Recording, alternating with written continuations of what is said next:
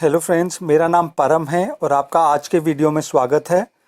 आज हम Sandeep Garg introductory macro economics के चैप्टर नंबर 6 बैंकिंग के एंड में दिए गए क्वेश्चंस को सॉल्व करेंगे। हमने पिछले 2 वीडियोस में इस चैप्टर को वर्ड बाय वर्ड समझा था। मेरे सभी वीडियोस के लिंक्स आपको डिस्क्रिप्शन बॉक्स में मिल जाएंगे। तो चलिए आज के वीडियो को स्टार्ट करते हैं। 2021 के स्टूडेंट्स कृपया करके इस वीडियो को फास्ट फॉरवर्ड करके एमसीक्यू के सेक्शन की तरफ ना जाएं। कोई भी क्वेश्चन आपसे एमसीक्यू फॉर्म में पूछा जा सकता है, इसीलिए आप इन सभी क्वेश्चंस को एनालाइज करें ताकि आपके कंसेप्ट्स इम्प्रूव हों। अब पहली कैटेगरी ऑफ क्वेश्चंस हैं high order thinking skills questions, यानी कि हॉट्स। इन क्वेश्चंस को आंसर करते वक्त जो कंसेप्ट्स आपने सीखे हैं उन्हें थोड़ा अप्लाई करना पड़ता है, क्योंकि इन क्वेश्चंस का स्ट्रेट फॉरवर्ड आंसर नहीं होता है। क्वेश्चन नंबर 1 है, illustrate with the help of an hypothetical numerical example the process of credit creation. अब ये एक इम्पॉर्टेंट क्वेश्चन है और अक्सर एग्जाम्स में पूछा जाता है। मैंने कमर्शियल बैंक वाले वीडियो में उनके द्वारा मनी या क्रेडिट क्रिएशन प्रोसेस को डिटेल में समझाया था, जब हमने सेक्शन 6.3 को कवर किया था। आप उस वीडियो को देखिए। इस क्वेश्चन का डायरेक्ट आंसर आपको सेक्शन 6.3 में मिल जाएगा। अब इस क्वेश्चन को आंसर करते वक्त सबसे पहले आप इंट्रोडक्शन देंगे, जिसमें आप ये लिखेंगे कि कमर्शियल बैंक्स अपने यहाँ हुए इनिशियल डिपॉजिट्स और सेंट्रल बैंक द्वारा डिसाइडेड लीगल रिजर्व रेशियो यानी कि एलआरआर के बेसिस पे क्रेडिट क्रिएट करते हैं। यहाँ पे आप एलआरआर को भी ब्रीफली एक्सप्लेन कर सकते हैं। सेकेंड पॉइंट में आप क्रेडिट क्रिएशन को समझाने में हम जो 2 अजम्पशंस करते हैं उसे लिखेंगे। मैंने इन्हें डिटेल में ऑलरेडी आपको समझा रखा है। फाइनली आप एक हाइपोथेटिकल एग्जाम्पल बनाएंगे, जिसमें आप इनिशियल डिपॉजिट का कोई फिगर लेंगे और साथ में एलआरआर का भी कोई भी फिगर अज्यूम करेंगे, जिससे फिर आप इस पूरे प्रोसेस को समझाएंगे और साथ में टेबल भी बनाएंगे। इसी के साथ आप मनी मल्टीप्लायर के कंसेप्ट को भी ब्रीफली लिखेंगे और ये भी लिखेंगे कि टोटल डिपॉजिट्स जो बैंक फाइनली क्रिएट करेगा वो initial deposit into money multiplier होगा। अब क्योंकि ये क्वेश्चन 3 या 4 नंबर का होगा, तो आपको इसका आंसर 80 से 100 वर्ड्स में लिखना होगा। अब ये क्वेश्चन इस क्वेश्चन बैंक में कई जगह रिपीट होगा डिफरेंट वर्डिंग्स में। इन सभी का आंसर सेम ही होगा। क्वेश्चन नंबर 2 है, calculate the value of money multiplier and total deposit created if initial deposit is of 500 crore and LRR is 10%। अब यहाँ हमें मनी मल्टीप्लायर और टोटल डिपॉजिट्स की वैल्यू कैलकुलेट करनी है। हमें इनिशियल डिपॉजिट की वैल्यू और एलआरआर की वैल्यू दे रखी है। अब ये क्वेश्चन आपसे एमसीक्यू फॉर्म में भी पूछा जा सकता है, जहां आपको 4 आंसर्स की ऑप्शन दे दी जाएगी और आपको करेक्ट ऑप्शन को चूज करना होगा।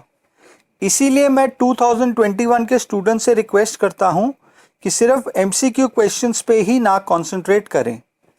अब हम ये जानते हैं कि money multiplier is equal to 1 divided by LRR, तो इसकी वैल्यू यहाँ पे होगी 1 डिवाइडेड बाय 10% या फिर 1 divided by 10 into 100 which is equal to 10। अब हम ये भी जानते हैं कि टोटल डिपॉजिट्स होते हैं initial deposit multiplied by money multiplier, तो यहाँ पे टोटल डिपॉजिट्स का फिगर हुआ 500 into 10 which is equal to 5000 crore rupees. ध्यान रहे, अगर आपको एलआरआर की जगह सीआरआर और एसएलआर की वैल्यू दी गई हो तो फिर उनको टोटल करके आप एलआरआर की वैल्यू निकालेंगे, क्योंकि हम जानते हैं कि लीगल रिजर्व रेशियो के 2 कंपोनेंट्स होते हैं, कैश रिजर्व रेशियो यानी कि सीआरआर और स्टैट्यूटरी लिक्विडिटी रेशियो यानी कि एसएलआर। क्वेश्चन नंबर 3 है, if the total deposits created by commercial banks is 12,000 crore and legal reserve requirements is 25%, then calculate the amount of initial deposits. अब यहाँ हमें total deposits की वैल्यू और LRR की value दे रखी है और हमें इनिशियल डिपॉजिट्स की वैल्यू को कैलकुलेट करना है। अब सबसे पहले हम मनी मल्टीप्लायर की वैल्यू निकालेंगे जो कि होगा 1 डिवाइडेड बाय LRR, यानी कि 1 डिवाइडेड बाय 25% या फिर 1 divided by 25 into 100 which is equal to 4। अब हम ये जानते हैं कि total deposits is equal to initial deposit into money multiplier. अब इस इक्वेशन में हमारे पास टोटल डिपॉजिट्स और मनी मल्टीप्लायर की वैल्यूज हैं जिनसे हम इनिशियल डिपॉजिट की वैल्यू निकाल सकते हैं जो कि होगी total deposits divided by money multiplier, यानी कि 12,000 divided by 4 which is equal to 3,000 crore rupees. Question number 4 है calculate the legal reserve requirements if initial deposit of 200 crores lead to creation of total deposits of 1600 crores। अब यहां हमें LRR की value निकालनी है और हमें इनिशियल डिपॉजिट और टोटल डिपॉजिट्स की वैल्यू दे रखी है। अब हम जानते हैं कि initial deposit into money multiplier is equal to total deposits, तो यहां पे मनी मल्टीप्लायर की वैल्यू हुई total deposits divided by initial deposits, यानी कि 1600 divided by 200 which is equal to 8। अब हम ये भी जानते हैं कि money multiplier is equal to 1 divided by LRR या फिर LRR is equal to 1 divided by money multiplier. अब यहाँ पे हमने मनी मल्टीप्लायर की वैल्यू कैलकुलेट की है 8, तो LRR की वैल्यू हुई 1 divided by 8 which is equal to 0.125। अब अगर हम इसको परसेंटेज में कन्वर्ट करें तो फिर हम इसको 100 से मल्टीप्लाई करेंगे, तो फाइनली LRR की वैल्यू परसेंटेज में कैलकुलेट होगी 12.5%। अगेन ध्यान रखिए कि ये न्यूमेरिकल क्वेश्चन भी आपसे MCQ फॉर्म में पूछा जा सकता है। क्वेश्चन नंबर 5 है distinguish between cash reserve ratio and statutory liquidity ratio. अब इसका डायरेक्ट आंसर आपको संदीप गर्ग से नहीं मिलेगा, इसके लिए आप इस टेबल का स्क्रीनशॉट ले सकते हैं। ये मैं आपको अपने नोट्स में से प्रोवाइड कर रहा हूं। मेरे द्वारा प्रिपेयर किए गए नोट्स संदीप गर्ग में दिए गए मैटर से बेटर होते हैं, जैसा कि आपको अभी तक क्लियर हो गया होगा। मैं जो भी आपको एडिशनल पॉइंट समझाता हूं उन सबका रेफरेंस मैं अपने नोट से लेता हूं। अगर आप में से कोई स्टूडेंट मेरे नोट्स को बाय करना चाहता है तो नीचे टिकर में दिए गए नंबर पे आप हमें व्हाट्सएप कर सकते हैं। अब इस टेबल का पहला पॉइंट दोनों रेशियोज की डेफिनेशंस है और दूसरे पॉइंट में हम लिखेंगे कि ये रेशियोज बैंक किस फॉर्म में मेंटेन करते हैं। अब जहां कमर्शियल बैंक्स को अपने यहाँ हुए नेट डिमांड और टाइम डिपॉजिट्स का कुछ परसेंट RBI के पास कैश रिजर्व्स के रूप में रखना होता है जिसे हम CRR कहते हैं, वहीं उन्हें नेट डिमांड और टाइम डिपॉजिट्स का कुछ परसेंट अपने यहाँ डेजिग्नेटेड लिक्विड एसेट्स जो कि कैश, गोल्ड, अप्रूव्ड सिक्योरिटीज इत्यादि होती हैं उनमें रखना होता है। थर्ड पॉइंट में हम ये लिखेंगे कि बैंक्स जो पैसा RBI के पास कैश रिजर्व्स के रूप में रखते हैं उन्हें उनके ऊपर कोई इंटरेस्ट नहीं मिलता है। अब SLR में वो जो अप्रूव्ड गवर्नमेंट सिक्योरिटीज जैसे ट्रेजरी बिल्स, बॉन्ड्स इत्यादि को रिजर्व्स के रूप में रखते हैं उस पे वो इंटरेस्ट कमा सकते हैं। अब नेक्स्ट 2 पॉइंट्स में हम ये लिखेंगे कि कैसे RBI इन दोनों के रेशियोज की मदद से बैंक्स की क्रेडिट क्रिएशन कैपेसिटी को बढ़ा सकता है या फिर घटा सकता है। अब इन्फ्लेशन के टाइम में जब डिमांड सप्लाई से ज़्यादा होती है तो RBI इन दोनों रेशियोज को इंक्रीज करता है जिससे बैंक्स की क्रेडिट क्रिएशन कैपेसिटी कम हो जाती है क्योंकि उन्हें अब ज़्यादा डिपॉजिट्स रिजर्व्स के रूप में रखने होते हैं। इससे इन्फ्लेशन कंट्रोल में आती है। इसके उलट डिफ्लेशन के टाइम में RBI इन दोनों रिजर्व्स को कम करता है ताकि बैंक ज़्यादा पैसा लोन के रूप में दे सकें जिससे इकॉनमी में मनी सप्लाई इंक्रीज हो, लोगों के हाथ में ज़्यादा पैसा आए जिससे वो ज़्यादा गुड्स एंड सर्विसेज परचेज कर सकें। इससे एग्रीगेट डिमांड इंक्रीज होती है और डिफ्लेशन की सिचुएशन कंट्रोल में आती है। क्वेश्चन नंबर 6 है whether the following changes by the reserve bank will increase the money supply और डिक्रीज द मनी सप्लाई। अब क्वेश्चन नंबर 6 इंपॉर्टेंट क्वेश्चन है। मुझे 100% यकीन है कि ऐसा क्वेश्चन 2021 में बोर्ड एग्जाम में एमसीक्यू फॉर्म में पूछा जाएगा। अब हमें बताना है कि इन मॉनेटरी पॉलिसी इंस्ट्रूमेंट्स के बढ़ने या कम होने से इकॉनमी में मनी सप्लाई इंक्रीज होगी या डिक्रीज। हमने वैसे ये सारे पॉइंट्स डिटेल में लास्ट वीडियो में कवर किए हैं।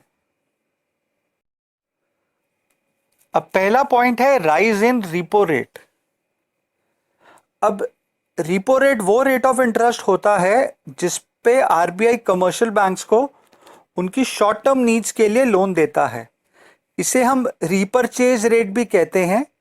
अब ऐसा इसे क्यों कहते हैं मैंने आपको लास्ट वीडियो में समझाया था। अब जब आरबीआई रिपो रेट को बढ़ाएगा तो कमर्शियल बैंक्स को आरबीआई से लोन महंगे रेट ऑफ इंटरेस्ट पे मिलेगा। अब जब उन्हें पीछे से आरबीआई को ज्यादा इंटरेस्ट देना पड़ेगा तो वो पब्लिक से भी ज्यादा इंटरेस्ट लेंगे, जिससे आम पब्लिक को ये लोन महंगा लेंडिंग रेट्स पे मिलेगा। इससे कम लोग इस लोन को ले पाएंगे और इकॉनमी में मनी सप्लाई डिक्रीज होगी। नेक्स्ट पॉइंट है purchase of securities in open market. अब RBI time to time public और कमर्शियल बैंक्स को गवर्नमेंट सिक्योरिटीज बेचता है या उनसे खरीदता है। इसे हम ओपन मार्केट ऑपरेशंस कहते हैं। अब जब आरबीआई सिक्योरिटीज को परचेज करेगा तो इसके बदले वो पब्लिक और कमर्शियल बैंक्स को पैसा देगा। पब्लिक के पास जो पैसा आएगा वो उससे बैंक में जमा कराएंगे, जिससे बैंक की क्रेडिट क्रिएशन कैपेसिटी इंक्रीज होगी। वो और ज्यादा मनी क्रिएट कर पाएंगे, जिससे इकॉनमी में मनी सप्लाई इंक्रीज होगी। अगला पॉइंट है RBI increases the margin from 20 to 30%। अब मार्जिन रिक्वायरमेंट्स आरबीआई के क्वालिटेटिव इंस्ट्रूमेंट्स में आते हैं और ये बोरोवर द्वारा कमर्शियल बैंक को दी गई सिक्योरिटी के मार्केट वैल्यू और बैंक द्वारा उस सिक्योरिटी के बेसिस पे लोन डिस्पर्सल के डिफरेंस को कहते हैं। अब जब आरबीआई मार्जिन रिक्वायरमेंट को इंक्रीज करेगा तो अब कमर्शियल बैंक्स कम लोन दे सकेंगे, जिनसे उनकी क्रेडिट क्रिएशन भी कम होगी और इकॉनमी में मनी सप्लाई भी कम होगी। नेक्स्ट पॉइंट है RBI reduces the cash reserve ratio. अब कैश रिजर्व रेशियो वो परसेंटेज होती है नेट डिमांड और टाइम डिपॉजिट्स की, जिसे बैंक को आरबीआई के पास कैश रिजर्व्स के रूप में रखना होता है। अब आरबीआई जब सीआरआर को कम करता है तो बैंक्स को उसके पास कम रिजर्व्स रखने पड़ते हैं। इससे वो और ज्यादा पैसा लोन के रूप में पब्लिक को दे सकते हैं, जिससे वो और ज्यादा क्रेडिट क्रिएट कर सकते हैं। इससे इकॉनमी में मनी सप्लाई इंक्रीज होगी। अब कैसे आरबीआई अपनी मॉनेटरी पॉलिसी के क्वांटिटेटिव और क्वालिटेटिव इंस्ट्रूमेंट्स को बढ़ाने या घटाने से मनी सप्लाई को इंक्रीज या डिक्रीज करता है, ये जानने के लिए आप मेरा पिछला वीडियो देख सकते हैं। क्वेश्चन नंबर 7 है the reserve bank of India aims to make the credit costly for the general public in order to reduce the availability of credit, what should be done. अब जनरल पब्लिक के लिए credit तभी costly होगा जब commercial banks अपने lending rates को increase करें। अब कमर्शियल बैंक्स अपने लेंडिंग रेट्स को तभी इंक्रीज करेंगे जब RBI repo rate, bank rate, reverse repo rate, CRR, SLR, margin requirements, इन इंस्ट्रूमेंट्स में से किसी को भी इंक्रीज करेगा। आप इनमें से कोई भी इंस्ट्रूमेंट को डिटेल में समझा सकते हैं। अब बुक में इन्होंने रिपो रेट का एग्जाम्पल दे रखा है, तो चलिए उसी को मैं यहाँ पर आपको समझा देता हूँ। अब आरबीआई जब रिपो रेट को इंक्रीज करेगा तो कमर्शियल बैंक्स को उससे लोन अब महंगे रेट ऑफ इंटरेस्ट पे मिलेगा, जिससे वो जिस रेट पे पब्लिक को लोन देते हैं वो लेंडिंग रेट भी इंक्रीज होगा। इससे क्रेडिट जनरल पब्लिक के लिए कॉस्टली हो जाएगा और ओवरऑल इकॉनमी में मनी सप्लाई डिक्रीज हो जाएगी। क्वेश्चन नंबर 8 है government of India has recently launched Jan Dhan Yojana aimed at every household in the country to have at least one bank account. Explain how deposits made under the plan are going to affect national income of the country. अब ये interesting question है। जन धन योजना में देश के हर एक घर में एटलीस्ट एक व्यक्ति का बैंक में अकाउंट ओपन होता है। इससे उस हाउसहोल्ड की बैंकिंग हैबिट इंप्रूव होती हैं। अब सरकार जो गरीब लोगों को डायरेक्ट कैश बेनिफिट्स देती हैं वो सीधा उनके बैंक अकाउंट्स में आ सकते हैं, जैसे कि कृषि सम्मान निधि, जिसमें गवर्नमेंट हर साल किसानों के अकाउंट में 6,000 रुपये डायरेक्ट ट्रांसफ़र करती है। अब ज़्यादा बैंक अकाउंट्स खुलने से ज़्यादा बैंक डिपॉजिट्स होंगे, जिससे कमर्शियल बैंक्स और ज़्यादा लोन दे सकेंगे। अब इनमें से मेजॉरिटी लोन प्रोड्यूसर सेक्टर को जाएगा, जिससे उनकी और ज़्यादा गुड्स एंड सर्विसेज को प्रोड्यूस करने की प्रोडक्टिव कैपेसिटी बढ़ेगी। वो और ज़्यादा कैपिटल गुड्स में इन्वेस्ट करेंगे, जिससे कैपिटल फॉर्मेशन होगी। इससे और ज़्यादा लोगों को एम्प्लॉयमेंट भी मिलेगी, जिनसे इकॉनमी की पर कैपिटा इनकम भी बढ़ेगी। अब ये लोग ज़्यादा गुड्स एंड सर्विसेज की डिमांड करेंगे, जिससे प्रोड्यूसर सेक्टर और ज़्यादा गुड्स एंड सर्विसेज बनाएगा। और हम ये जानते हैं कि जितने ज़्यादा गुड्स एंड सर्विसेज प्रोड्यूस होंगे उतनी ही देश की जीडीपी और नेशनल इनकम बढ़ेगी। इसे हम मल्टीप्लायर इफेक्ट भी कहते हैं। हम मल्टीप्लायर इफेक्ट को डिटेल में chapter number 8 income determination and multiplier में समझेंगे। क्वेश्चन नंबर 9 है, currency is issued by the central bank yet we say the commercial banks create money. Explain how is this money creation by commercial banks likely to affect the national income. Explain. अब हम जानते हैं कि money supply यानी कि M1 के दो main components होते हैं, करेंसी हेल्ड बाय पब्लिक और net demand deposits with commercial banks. अब इसमें करेंसी तो सेंट्रल बैंक यानी RBI प्रिंट करता है, पर जो डिमांड डिपॉजिट्स होते हैं इन्हें कमर्शियल बैंक्स क्रिएट करते हैं। अब आपको इस क्वेश्चन में कमर्शियल बैंक्स का मनी क्रिएशन प्रोसेस समझाना है, जिसे हमने अभी अभी क्वेश्चन 1 में कवर किया था और जिसका डायरेक्ट आंसर आपको सेक्शन 6.3 में मिलेगा। अब एग्जाम में ये क्वेश्चन 3 या 4 नंबर का आ सकता है, इसीलिए आपको वर्ड लिमिट का भी ध्यान रखना होगा कि कैसे आप इसे 60 से लेके 100 वर्ड्स में आंसर कर सकते हैं। अब क्वेश्चन का दूसरा पार्ट है कि कैसे कमर्शियल बैंक्स द्वारा मनी क्रिएशन से नेशनल इनकम पे अफेक्ट पड़ता है। अब कमर्शियल बैंक्स जो मनी क्रिएट करते हैं उसका मेजर पोर्शन वो प्रोड्यूसर सेक्टर को लेंड करते हैं, जो उस पैसों से ज़्यादा गुड्स एंड सर्विसेज प्रोड्यूस करता है और ज़्यादा कैपिटल गुड्स को परचेज करता है, जिससे इन्वेस्टमेंट यानी कि कैपिटल फॉर्मेशन इंक्रीज होती है और ओवरऑल कंट्री की जीडीपी और नेशनल इनकम में बढ़ोतरी होती है। इसे हम मल्टीप्लायर इफेक्ट कहते हैं। इस मल्टीप्लायर इफेक्ट को हम डिटेल में chapter number 8 income determination and multiplier में पढ़ेंगे। क्वेश्चन नंबर 10 है, discuss how the central bank plays the role of controller of credit in an economy.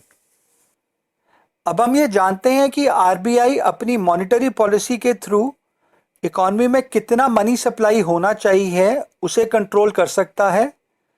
इस मॉनेटरी पॉलिसी के दो कंपोनेंट्स होते हैं, क्वांटिटेटिव मेथड्स जिसमें हम repo rate, reverse repo rate, bank rate, open market operations, legal reserve requirements यानी कि cash reserve ratio और स्टैट्यूटरी लिक्विडिटी रेशियो को इंक्लूड करते हैं।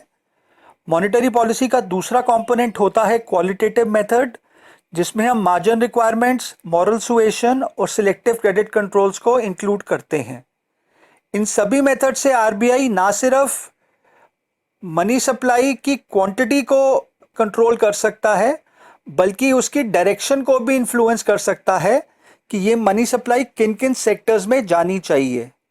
हमने इन दोनों मेथड्स को और इनके सभी इंस्ट्रूमेंट्स को डिटेल में पिछले वीडियो में कवर किया था। क्वेश्चन नंबर 11 है, explain the working of money multiplier with the help of numerical example.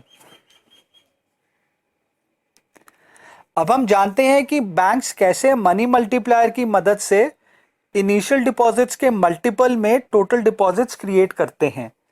इसे हम बैंक की क्रेडिट क्रिएटिंग कैपेसिटी कहते हैं। अब यहां आप पहले मनी मल्टीप्लायर की डेफिनेशन लिखेंगे जो कि होगी money multiplier is the number by which total deposits can increase due to a given change in deposits. It is inversely related to legal reserve ratio. फिर आप उसका फॉर्मूला लिखेंगे जो कि होगा 1 डिवाइडेड बाय LRR, और फिर आप LRR और इनिशियल डिपॉजिट्स के हाइपोथेटिकल फिगर से पहले मनी मल्टीप्लायर को और फिर टोटल डिपॉजिट्स के फिगर को कैलकुलेट करेंगे, जहां पे total deposits will be equal to initial deposit into money multiplier. इससे हम मनी मल्टीप्लायर की वर्किंग को एक्सप्लेन कर सकेंगे। अब यहाँ हमने इनिशियल डिपॉजिट का फिगर लिया है 1000 करोड़ रुपए और LRR का फिगर लिया है 10%। तो सबसे पहले हम मनी मल्टीप्लायर को कैलकुलेट करेंगे जो कि होगा 1 डिवाइडेड बाय LRR, यानी कि 1 डिवाइडेड बाय 10%, या फिर 1 divided by 10 into 100 which is equal to 10। और टोटल डिपॉजिट्स हुए इनिशियल डिपॉजिट्स यानी कि 1000 crore multiplied by money multiplier यानी कि 10 which is equal to 10,000 crore. Question number 12 है define credit multiplier. What role does it play in determining the credit creation power of the banking system? Use a numerical example to explain. इसी के साथ हम question number 13 को भी पढ़ लेते हैं। Explain using a numerical example how an increase in reserve deposit ratio affects the credit creation power of the banking system. अब क्वेश्चन नंबर 12 में हमें पहले क्रेडिट मल्टीप्लायर जो कि मनी मल्टीप्लायर का ही दूसरा नाम होता है उसे डिफाइन करना है। नेक्स्ट हमें एक्सप्लेन करना है कि कैसे बैंक्स मनी मल्टीप्लायर से इनिशियल डिपॉजिट्स के मल्टीपल में टोटल डिपॉजिट्स क्रिएट करते हैं। इसको एक्सप्लेन करने के लिए आप LRR और इनिशियल डिपॉजिट्स के हाइपोथेटिकल फिगर्स को लेंगे और उससे पहले मनी मल्टीप्लायर को और फिर टोटल डिपॉजिट्स के फिगर को कैलकुलेट करेंगे, जहां पे total deposits will be equal to initial deposit into money multiplier. अब ये हमने पिछले क्वेश्चन में कवर किया था। क्वेश्चन नंबर 13 में हमें यह बताना है कि कैसे रिजर्व डिपॉजिट रेशियो की वैल्यू इंक्रीज होने से बैंक्स की क्रेडिट क्रिएशन कैपेसिटी को फर्क पड़ता है। अब हम ये जानते हैं कि रिजर्व डिपॉजिट रेशियो LRR यानी कि लीगल रिजर्व रेशियो का ही दूसरा नाम होता है और ये मनी मल्टीप्लायर से इन्वर्सली रिलेटेड होता है, यानी कि money multiplier is equal to 1 divided by reserve deposit ratio. अब यहाँ हम रिजर्व डिपॉजिट रेशियो को 20% और इनिशियल डिपॉजिट का 1000 करोड़ का हाइपोथेटिकल फिगर लेते हैं। तो यहाँ पे मनी मल्टीप्लायर हुआ 1 divided by reserve deposit ratio यानी कि 1 डिवाइडेड बाय 20%, या फिर 1 divided by 20 into 100 which is equal to 5। और टोटल डिपॉजिट्स हुए इनिशियल डिपॉजिट यानी कि 1000 crore into money multiplier which is 5, यानी कि टोटल 5000 करोड़ रुपीस। अब हमें इस क्वेश्चन में ये बताना है कि अगर रिजर्व डिपॉजिट रेशियो की वैल्यू इंक्रीज हो जाए तो इससे बैंक की क्रेडिट क्रिएशन कैपेसिटी पे क्या फर्क पड़ता है। अब लेट्स से ये रिजर्व डिपॉजिट रेशियो 20% से बढ़ के 50% हो जाता है, यानी कि बैंक्स को अब अपने यहाँ हुए डिपॉजिट्स में से 50% रिजर्व्स के रूप में रखने होते हैं। तो अब मनी मल्टीप्लायर हुआ 1 डिवाइडेड बाय 50% या फिर 1 divided by 50 into 100 which is equal to 2। और अब टोटल डिपॉजिट्स होंगे इनिशियल डिपॉजिट्स यानी कि 1000 crore multiplied by money multiplier जो कि अब 2 है, यानी कि टोटल डिपॉजिट्स हुए 2000 करोड़। यानी कि फाइनली हम ये कह सकते हैं कि रिजर्व डिपॉजिट रेशियो के बढ़ने से बैंक की क्रेडिट क्रिएशन पावर कम हो जाती है, वो अब कम डिपॉजिट्स क्रिएट कर पाते हैं। अब ये तो ऑब्वियस बात है, बैंक जब अपने यहाँ हो रहे डिपॉजिट्स का लार्जर शेयर रिजर्व्स के रूप में रखेंगे, जब रिजर्व डिपॉजिट रेशियो का फिगर इंक्रीज होगा तो फिर उनके पास कम पैसा बचेगा जिसे वो आगे लोन के रूप में पब्लिक को दे सकेंगे। इससे उनके पास कम सेकेंडरी डिपॉजिट्स आएंगे और ओवरऑल वो कम क्रेडिट क्रिएट कर सकेंगे। क्वेश्चन नंबर 14 है growth of Indian economy requires investment. In this context how reserve bank of India can use the instrument of cash reserve ratio. अब हम ये जानते हैं कि बैंक्स को अपने यहाँ हुए net demand and time deposits का कुछ परसेंट आरबीआई के पास कैश रिजर्व्स के रूप में रखना होता है। इसे हम CRR यानी कि कैश रिजर्व रेशियो कहते हैं। अब अगर इंडियन इकॉनमी को इन्वेस्टमेंट चाहिए तो प्रोड्यूसर सेक्टर को ज़्यादा कैपिटल फॉर्मेशन करनी पड़ेगी, जिसके लिए उन्हें फंड्स की रिक्वायरमेंट होगी। अब अगर आरबीआई सीआरआर की वैल्यू कम करता है तो बैंक्स को उसके पास कम रिजर्व्स रखने पड़ेंगे, जिससे अब उनके हाथ में ज़्यादा फंड्स होंगे जिनको वो लोन पे दे सकते हैं, और इनमें से मेजर परसेंटेज प्रोड्यूसर सेक्टर को जाएगी, जो इस पैसे से अपनी प्रोडक्टिव कैपेसिटी इंक्रीज करेंगे और कैपिटल गुड्स की परचेज करेंगे, जिससे मल्टीप्लायर इफेक्ट से इंडियन इकॉनमी की जीडीपी और नेशनल इनकम बढ़ेगी। इसे हम ग्रोथ ऑफ इंडियन इकॉनमी कहेंगे। दोस्तों, अगला कैटेगरी ऑफ क्वेश्चंस है एनसीईआरटी क्वेश्चंस। क्वेश्चन नंबर 1 है explain the functions of commercial bank. अब ये स्ट्रेट फॉरवर्ड क्वेश्चन है, इसका डायरेक्ट आंसर आपको बुक से मिल जाएगा। कमर्शियल बैंक्स के प्राइमरी और सेकेंडरी फंक्शंस होते हैं, जिनमें प्राइमरी फंक्शंस होते हैं डिपॉजिट एक्सेप्ट करना और लोन एडवांस करना, और बाकी सभी फंक्शंस बैंक के सेकेंडरी फंक्शंस होते हैं, जिनमें ओवरड्राफ्ट फैसिलिटी देना, बिल्स ऑफ एक्सचेंज को डिस्काउंट करना, एजेंसी फंक्शंस और जनरल यूटिलिटी फंक्शंस शामिल होते हैं। क्वेश्चन नंबर 2 है what is money multiplier, how will you determine its value, what ratios play an important role in determination of the value of money multiplier. अब money multiplier की आप ये वाली definition लिख सकते हैं। अब हम जानते हैं कि मनी मल्टीप्लायर और लीगल रिजर्व रेशियो दोनों इन्वर्सली प्रोपोर्शनल होते हैं, तो हम मनी मल्टीप्लायर को इस फॉर्मूले से डिटर्मिन करेंगे। Money multiplier is equal to 1 divided by LRR। अब क्वेश्चन का लास्ट हिस्सा है कि मनी मल्टीप्लायर को डिटर्मिन करने में कौन से रेशियो इंपॉर्टेंट रोल प्ले करते हैं। तो इसका आंसर है कि मनी मल्टीप्लायर को डिटर्मिन करने में ये दो रेशियोज इंपॉर्टेंट रोल प्ले करते हैं। पहला तो ऑब्वियसली लीगल रिजर्व रेशियो होगा, जिसे हम रिजर्व डिपॉजिट रेशियो या फिर रिजर्व रेशियो भी कहते हैं। अब LRR के अंडर कमर्शियल बैंक्स को अपने यहाँ हुए नेट डिमांड और टाइम डिपॉजिट का एक पर्टिकुलर परसेंट रिजर्व्स के रूप में रखना होता है। इसके अंडर फर्दर दो रेशियोज होते हैं, पहला CRR, जिसमें बैंक्स अपने रिजर्व्स कैश के रूप में RBI के पास रखता है, और दूसरा SLR, जिसमें बैंक्स अपने कुछ रिजर्व्स लिक्विड एसेट्स के रूप में अपने पास रखता है। अब दूसरा रेशियो जो मनी मल्टीप्लायर को डिटर्मिन करने में इंपॉर्टेंट रोल प्ले करता है, वो होता है करेंसी डिपॉजिट रेशियो, यानी कि CDR। अब इसका रेफरेंस भी आपको संदीप गर्ग में नहीं मिलेगा, ये या तो आपको NCERT में मिलेगा या फिर मेरे द्वारा प्रिपेयर्ड नोट्स में मिलेगा।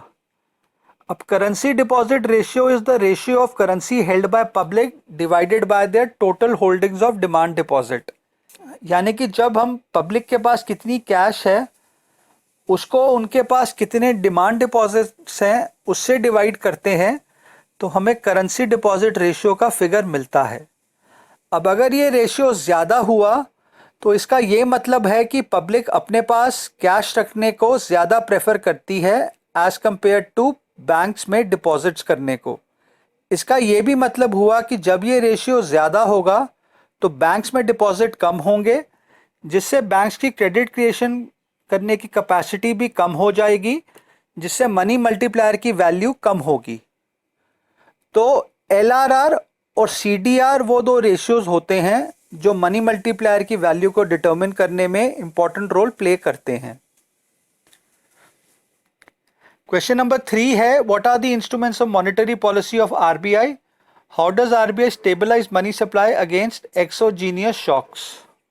इस क्वेश्चन के पहले पार्ट का आंसर है कि RBI की मॉनेटरी पॉलिसी के दो इंस्ट्रूमेंट्स होते हैं। पहला है क्वांटिटेटिव मेथड, जो इकोनॉमी में मनी फ्लो के वॉल्यूम को डिटर्मिन करता है।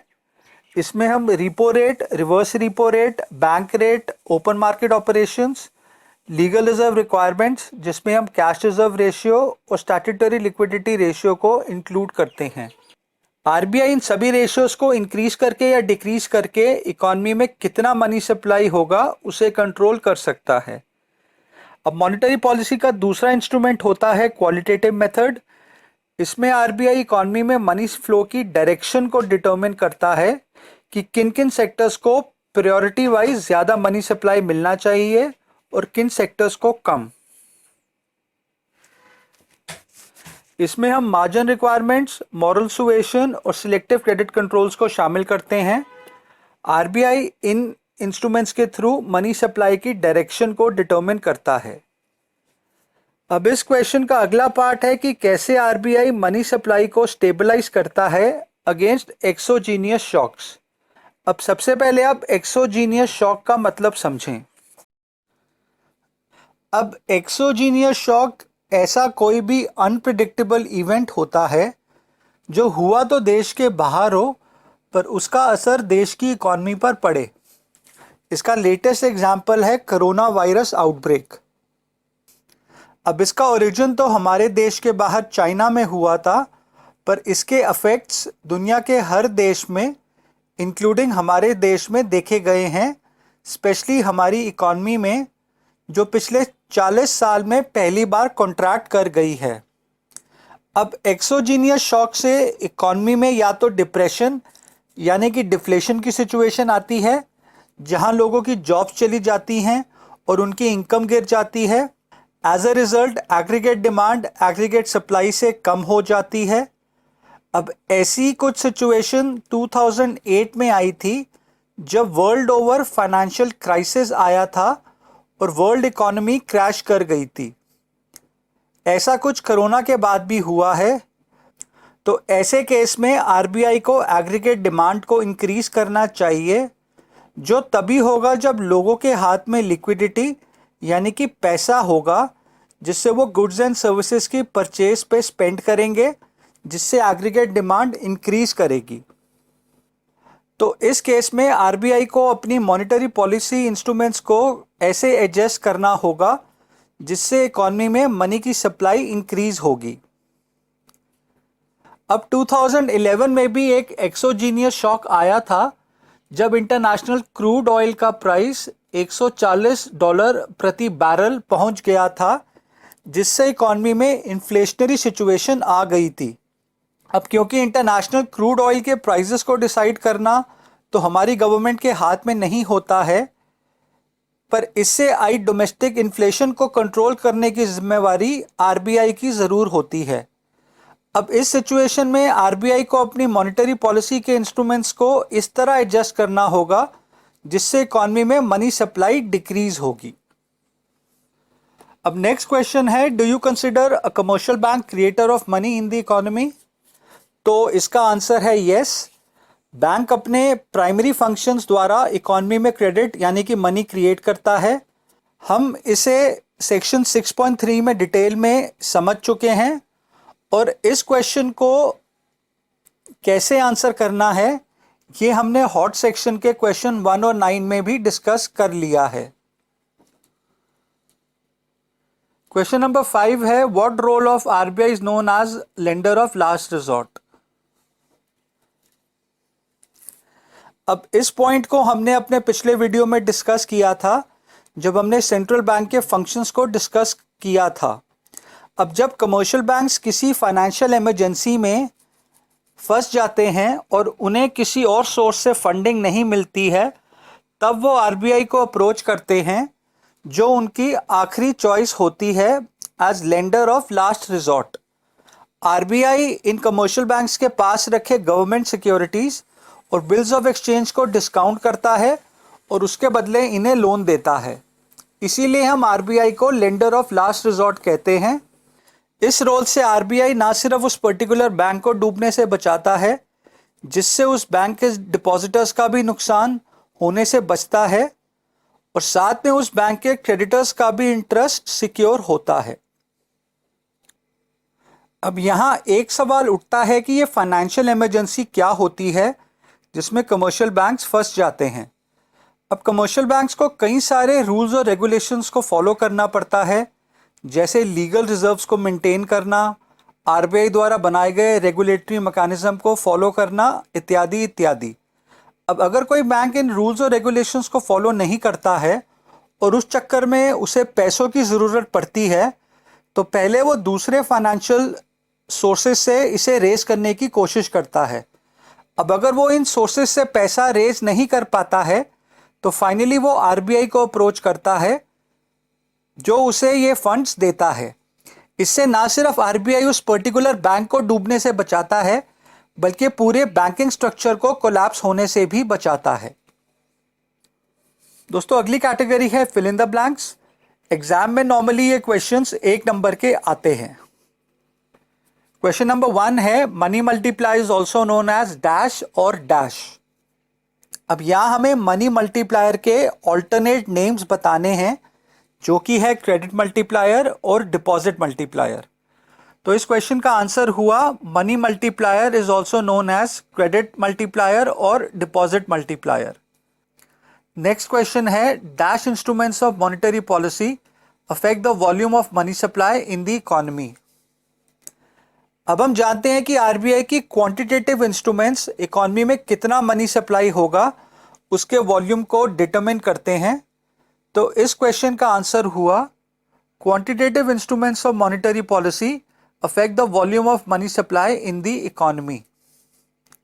हम क्वांटिटेटिव मेथड्स में repo rate, reverse repo rate, bank rate, open market operations और लीगल रिजर्व रिक्वायरमेंट यानी कि सीआरआर और एसएलआर को इंक्लूड करते हैं।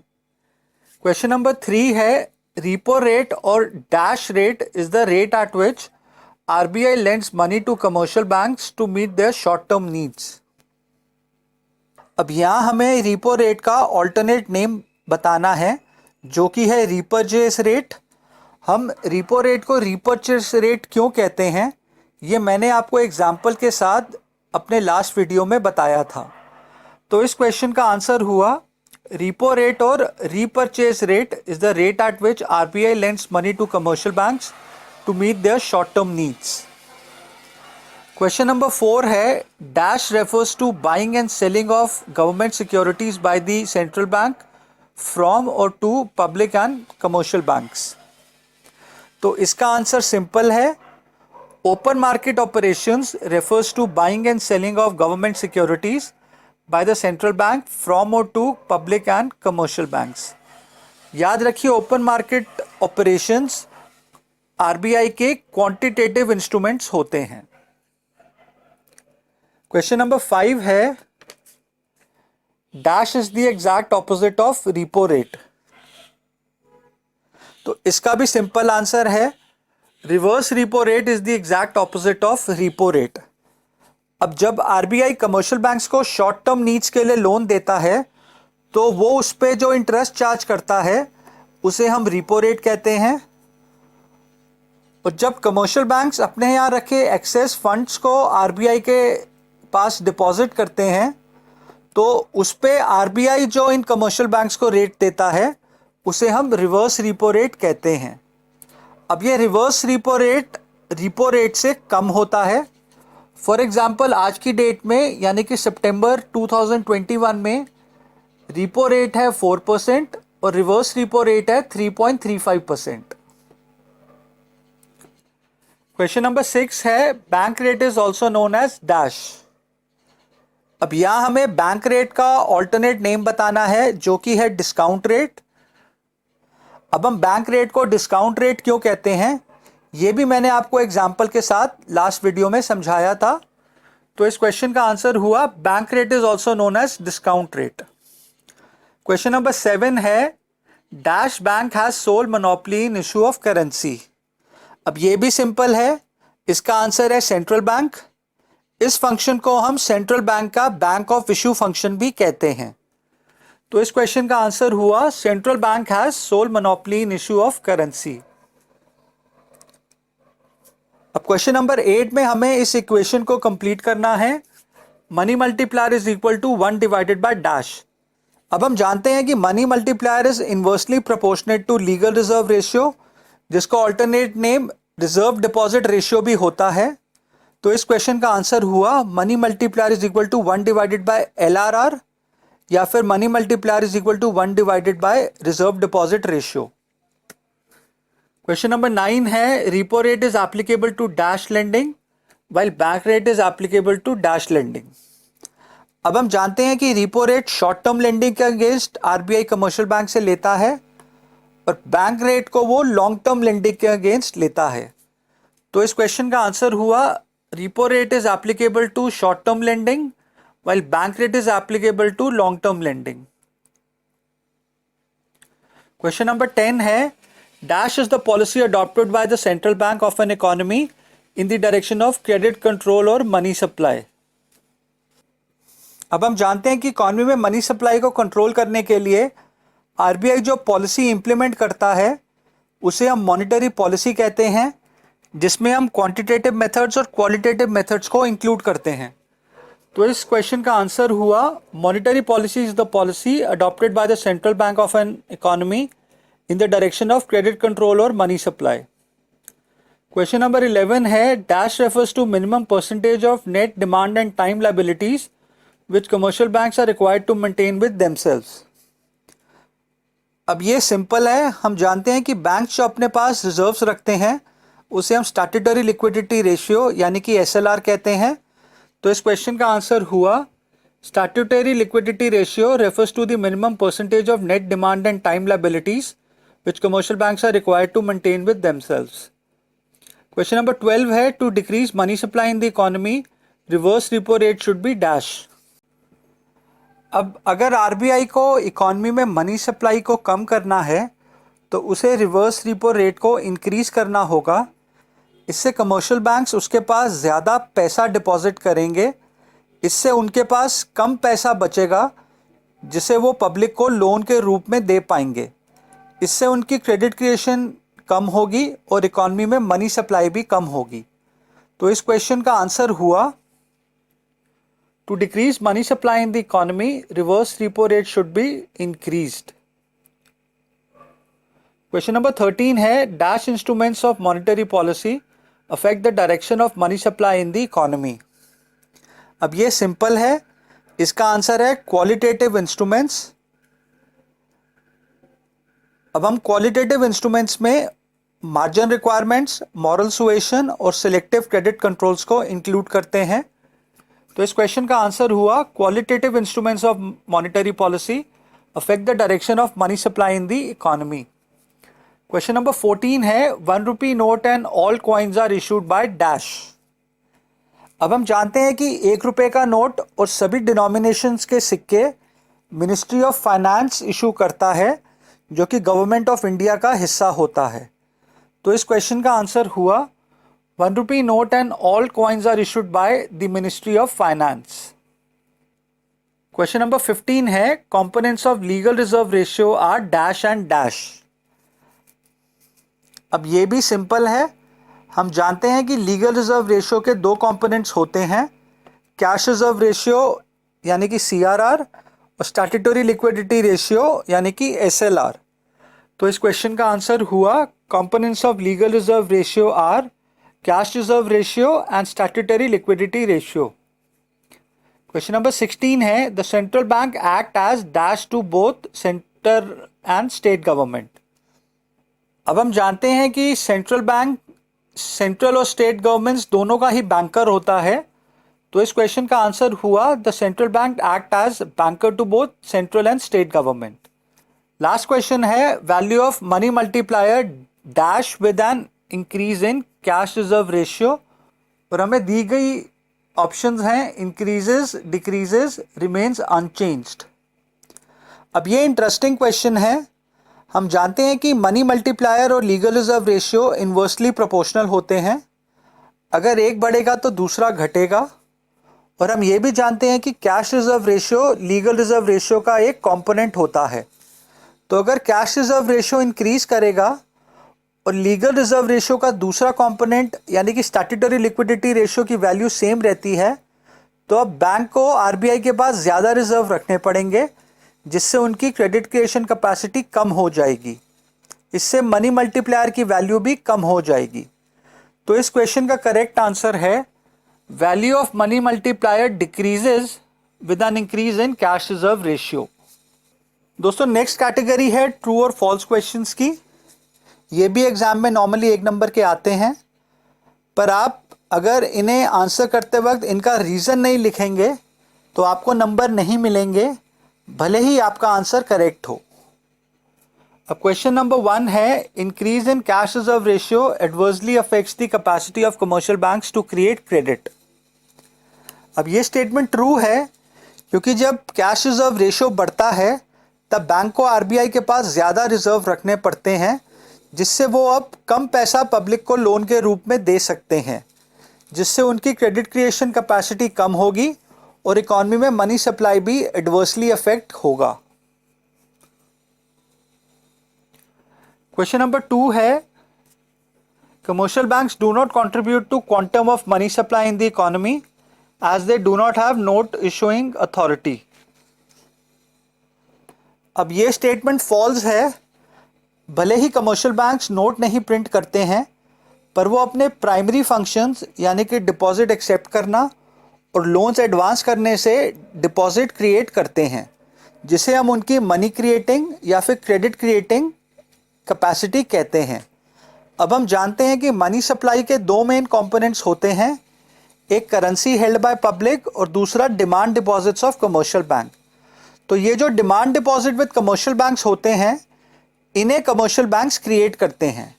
इसलिए हम ये कह सकते हैं कि कमर्शियल बैंक्स भी मनी सप्लाई में कंट्रीब्यूट करते हैं। क्वेश्चन नंबर 3 है, all financial institutions can also be termed as banking institutions. अब ये स्टेटमेंट फॉल्स है। हम सिर्फ उन्हीं फाइनेंशियल इंस्टीट्यूशंस को बैंक्स कह सकते हैं जो ये दोनों फंक्शंस को करें, यानी कि डिपॉजिट एक्सेप्ट करें और लोन्स एडवांस करें। अगर कोई फाइनेंशियल इंस्टीट्यूशन इनमें से सिर्फ एक ही फंक्शन करता है तो हम उसे बैंक नहीं कह सकते हैं। For example, post offices deposit तो एक्सेप्ट करते हैं पर वो लोन नहीं देते हैं, इसलिए हम उन्हें बैंक्स नहीं कह सकते हैं। इसी तरह life insurance corporation deposits accept नहीं करता है पर वो लोन देता है, इसलिए हम उसे भी बैंक नहीं कह सकते हैं। अगला क्वेश्चन है, purchase of securities in open market bye the commercial banks reduces there credit creating power. अब ये स्टेटमेंट ट्रू है। अब जब कमर्शियल बैंक्स आरबीआई से गवर्नमेंट सिक्योरिटीज परचेज करते हैं, तब जितना पैसा उन्हें इन सिक्योरिटीज के परचेज में आरबीआई को देना होता है, उतना पैसा वो कम लोगों को लोन के रूप में दे सकेंगे। इससे उनकी क्रेडिट क्रिएशन कैपेसिटी कम हो जाती है। अगला क्वेश्चन है, cash reserve ratio and statutory liquidity ratio are fixed by the commercial banks themselves. अब ये स्टेटमेंट फॉल्स है। कैश रिजर्व रेशियो और स्टैट्यूटरी लिक्विडिटी रेशियो को सेंट्रल बैंक यानी कि reserve bank of India decide करता है, ना कि कमर्शियल बैंक्स। ये दोनों इंस्ट्रूमेंट्स आरबीआई की मॉनेटरी पॉलिसी का इंपॉर्टेंट हिस्सा होते हैं, जिससे वो इकॉनमी में क्रेडिट को कंट्रोल करता है। नेक्स्ट क्वेश्चन है, there is an inverse relationship between legal reserve ratio and the value of multiplier, और size of money multiplier is given by the inverse of LRR. अब ये दोनों स्टेटमेंट्स करेक्ट हैं। जितना ज़्यादा लीगल रिजर्व रेशियो होगा, उतना ज़्यादा पैसा कमर्शियल बैंक्स को रिजर्व के रूप में रखना पड़ेगा। इससे उनकी क्रेडिट क्रिएशन कैपेसिटी उतनी ही कम हो जाएगी, यानी कि मनी मल्टीप्लायर की वैल्यू उतनी कम हो जाएगी। और जब एलआरआर की वैल्यू कम होगी तो बैंक्स को उतना पैसा रिजर्व में नहीं रखना पड़ेगा, जिससे वो पब्लिक को आगे लोन के रूप में दे सकेंगे, जिनसे उनकी क्रेडिट क्रिएशन कैपेसिटी इंक्रीज़ हो जाएगी, यानी कि मनी मल्टीप्लायर की वैल्यू भी इंक्रीज़ हो जाएगी। इसीलिए हम कहते हैं कि मनी मल्टीप्लायर की वैल्यू और लीगल रिजर्व रेशियो की वैल्यू दोनों इन्वर्सली रिलेटेड होते हैं। क्वेश्चन नंबर 7 है, loans offered by commercial banks are equal to deposits received by them. अब ये स्टेटमेंट फॉल्स है, पर बुक में जो रीज़न दे रखा है, मेरा रीज़न उससे डिफरेंट है। कमर्शियल बैंक्स जितना डिपॉजिट रिसीव करते हैं, उसे सारे का सारा लोन के रूप में आगे नहीं दे सकते हैं, क्योंकि उनको एज पर लॉ डिपॉजिट्स का कुछ हिस्सा रिजर्व्स के रूप में भी रखना होता है, जिसे हम लीगल रिजर्व रेशियो यानी कि एलआरआर कहते हैं। इसीलिए हम ये कह सकते हैं कि बैंक्स के पास जितना डिपॉजिट आता है, वो उतना ही आगे लोन नहीं दे सकते हैं। पर अगर आप बुक में दिए गए रीज़न को भी लिखें तो वो भी करेक्ट होगा। क्वेश्चन नंबर 8 है, RBI acts as the banker to the central government and commercial banks act as a banker to state governments. अब ये स्टेटमेंट ऑब्वियसली फॉल्स है। आरबीआई सेंट्रल और स्टेट गवर्नमेंट्स दोनों का ही बैंकर होता है, कमर्शियल बैंक्स पब्लिक के बैंकर्स होते हैं। क्वेश्चन नंबर 9 है, to increase the money supply in the economy central bank reduces the margin requirements. अब ये स्टेटमेंट करेक्ट है। जब आरबीआई मार्जिन रिक्वायरमेंट्स को कम करेगा तब कमर्शियल बैंक्स बोरोज द्वारा दी गई सिक्योरिटी के अगेंस्ट ज़्यादा लोन ऑफर कर सकेंगे। अब बैंक्स जब ज़्यादा लोन ऑफर करेंगे तो उनकी क्रेडिट क्रिएशन कैपेसिटी बढ़ेगी और इकॉनमी में मनी सप्लाई भी इंक्रीज करेगी। क्वेश्चन नंबर 10 है, repo rate is fixed by the central bank whereas reverse repo rate is fixed by the commercial banks। अब ये स्टेटमेंट ऑब्वियसली फॉल्स है। रिपो रेट और रिवर्स रिपो रेट दोनों को ही RBI fix करता है। दोस्तों अगली कैटेगरी है मैचिंग टाइप क्वेश्चंस की। इनमें या तो हमें करेक्ट पेयर को आइडेंटिफाई करना होता है या फिर कॉलम ए की आइटम का करेक्ट मैच कॉलम बी की आइटम से करना होता है। एग्जाम में नॉर्मली ये 1 नंबर के क्वेश्चंस के रूप में आते हैं। अब क्वेश्चन 1 में हमें करेक्ट पेयर को चूज करना है। अब पेयर नंबर ए है कि commercial bank is banker to the government. अब ये ऑब्वियसली फॉल्स है क्योंकि गवर्नमेंट का बैंकर सेंट्रल बैंक होता है, ना कि कमर्शियल बैंक। पेयर बी है, central bank is the currency authority. अब ये ऑप्शन सही है क्योंकि आरबीआई यानी कि सेंट्रल बैंक करेंसी नोट्स को प्रिंट करने की सोल अथॉरिटी होता है। ये उसका बैंक ऑफ इशू फंक्शंस कहलाता है। अब हम बाकी पेयर्स को भी चेक कर लेते हैं क्योंकि एक से ज़्यादा पेयर भी करेक्ट हो सकते हैं।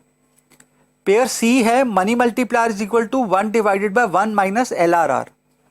अब ये गलत है क्योंकि money multiplier is equal to 1 divided by LRR, ना कि 1 माइनस LRR। और पेयर डी है, bank rate is also known as repurchase rate. अब ये भी गलत है क्योंकि बैंक रेट को हम डिस्काउंट रेट कहते हैं जबकि रिपो रेट को हम रीपर्चेज रेट कहते हैं। तो फाइनली इस क्वेश्चन का करेक्ट आंसर हुआ पेयर बी। क्वेश्चन नंबर 2 में हमें कॉलम ए की स्टेटमेंट्स को कॉलम बी की करेक्ट स्टेटमेंट से मैच करना है। अब हमें कॉलम ए में दिया गया है रीपर्चेज रेट। अब हम जानते हैं कि रीपर्चेज रिपो रेट का दूसरा नाम होता है और रिपो रेट वो रेट ऑफ इंटरेस्ट होता है जिस पे आरबीआई कमर्शियल बैंक्स को उनकी शॉर्ट टर्म नीड्स के लिए लोन देता है। तो हम कॉलम ए की आइटम को कॉलम बी की आइटम नंबर ए से मैच करेंगे। क्वेश्चन नंबर 3 में भी हमें एक कॉलम को दूसरे कॉलम से करेक्टली मैच करना है। अब हम जानते हैं कि कैश रिजर्व रेशियो में बैंक्स अपने रिजर्व्स को कैश के रूप में आरबीआई के पास रखते हैं।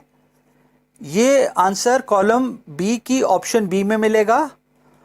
हम ये भी जानते हैं कि स्टैट्यूटरी लिक्विडिटी रेशियो में बैंक्स अपने यहाँ हुए net demand and time deposit का कुछ परसेंट डेजिग्नेटेड लिक्विड एसेट्स जैसे कैश, गोल्ड, अप्रूव्ड सिक्योरिटीज इत्यादि के रूप में अपने पास रखते हैं।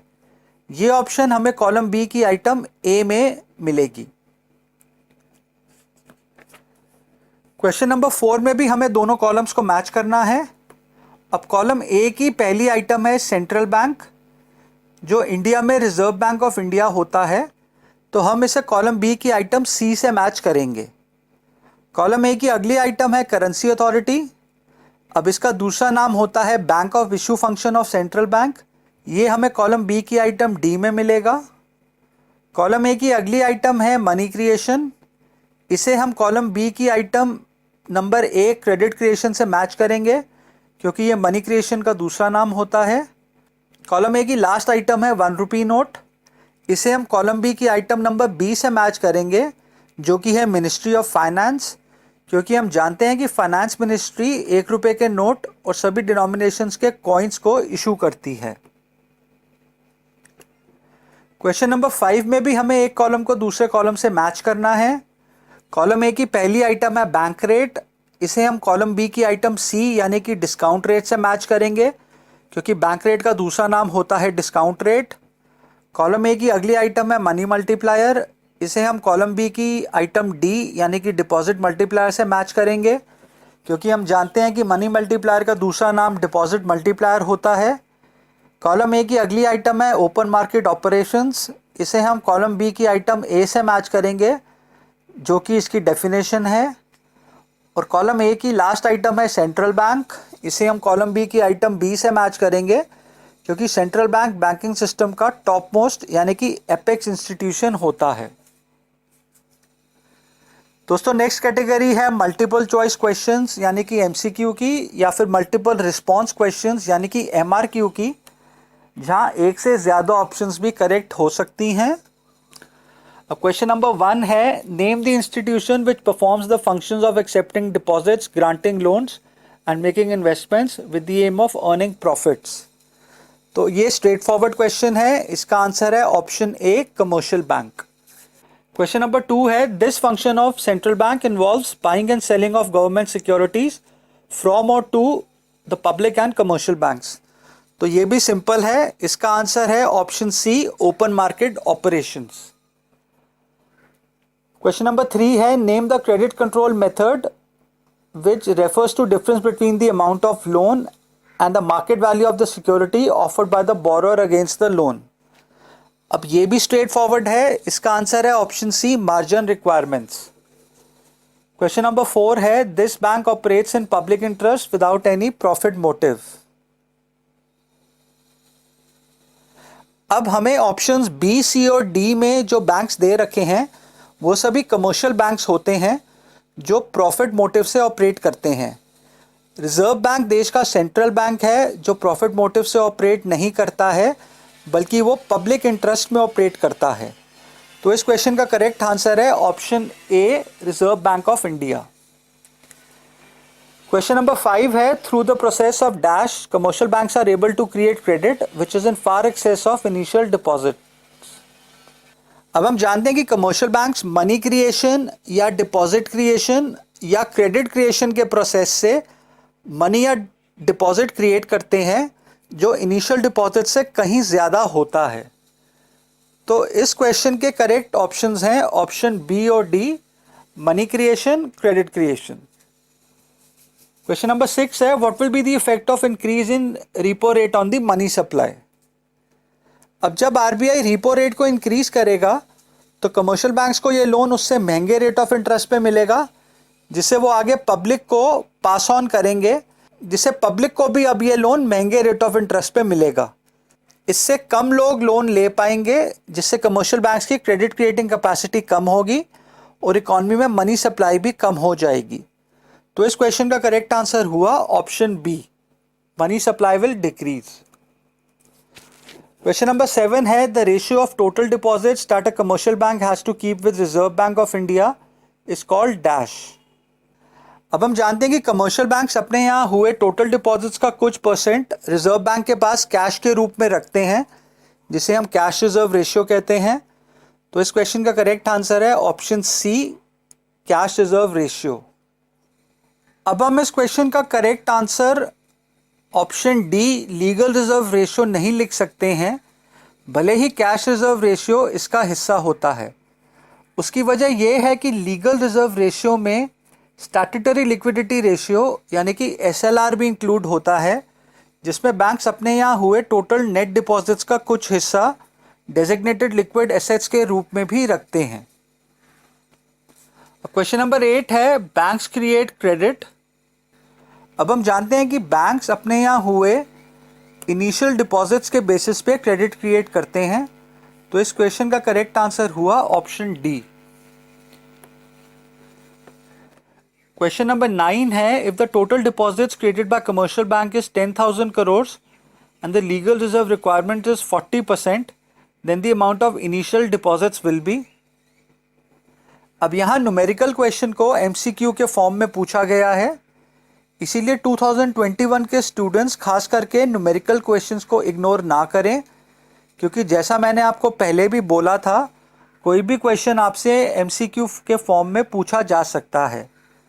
अब हम जानते हैं कि total deposits is equal to initial deposit into money multiplier. अब पहले हम मनी मल्टीप्लायर को कैलकुलेट करते हैं जो कि है 1 डिवाइडेड बाय LRR। अब यहाँ पे LRR दिया गया है 40%, तो मनी मल्टीप्लायर हुआ 1 डिवाइडेड बाय 40% या फिर 1 divided by 40 into 100 which is equal to 2.5। अब इनिशियल डिपॉजिट्स होंगे total deposits multiplied by money multiplier यानी कि 10,000 divided by 2.5 which is equal to 4,000 crore. तो इस क्वेश्चन का करेक्ट आंसर है option C 4,000 crore. Question number 10 है which of the following will increase the money supply. अब हमें यहाँ बताना है कि इनमें से किस ऑप्शन से मनी सप्लाई इंक्रीज होगी। अब ऑप्शन ए है फॉल इन रिपो रेट। अब इससे कमर्शियल बैंक्स को आरबीआई से सस्ता लोन मिलेगा, जिससे वो आगे पब्लिक को सस्ता लोन दे सकेंगे, जिससे ज़्यादा पब्लिक लोन लेगी और मनी सप्लाई इंक्रीज होगी। ऑप्शन सी है decrease in cash reserve ratio. अब जब कैश रिजर्व रेशियो कम होगा तो बैंक्स के पास ज़्यादा रिजर्व्स बचेंगे, जिन्हें वो पब्लिक को लोन के रूप में दे पाएंगे, इससे भी मनी सप्लाई इंक्रीज होगी। ऑप्शन बी है sale of securities in open market. अब जब आरबीआई ओपन मार्केट में गवर्नमेंट सिक्योरिटीज़ की सेल करेगा कमर्शियल बैंक्स और पब्लिक को, तो वो कमर्शियल बैंक्स और पब्लिक के पास रखे पैसे को अपने यहाँ कर लेगा, जिससे कमर्शियल बैंक्स की क्रेडिट क्रिएशन कैपेसिटी कम होगी और इससे ओवरऑल मनी सप्लाई डिक्रीज होगी। तो इस क्वेश्चन का करेक्ट आंसर हुआ ऑप्शंस ए और ऑप्शन सी। क्वेश्चन नंबर 11 है what is the other name for money multiplier. अब ये सिंपल है, हम जानते हैं कि मनी मल्टीप्लायर के ऑल्टरनेट नेम्स होते हैं क्रेडिट मल्टीप्लायर और डिपॉजिट मल्टीप्लायर। तो इस क्वेश्चन के करेक्ट ऑप्शंस हैं ऑप्शंस ए और बी।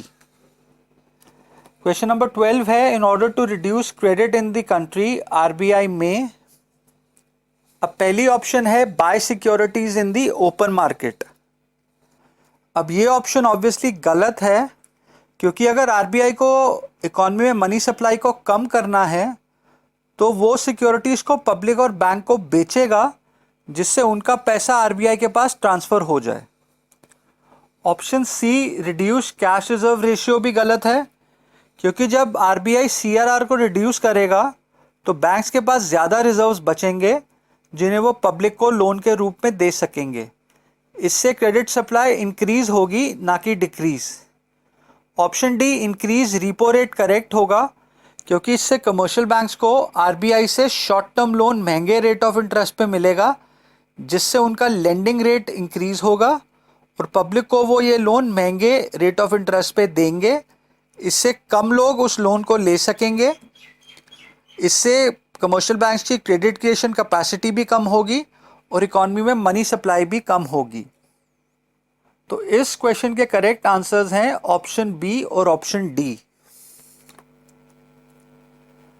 क्वेश्चन नंबर 13 है the 1 rupee note and coins are issued bye.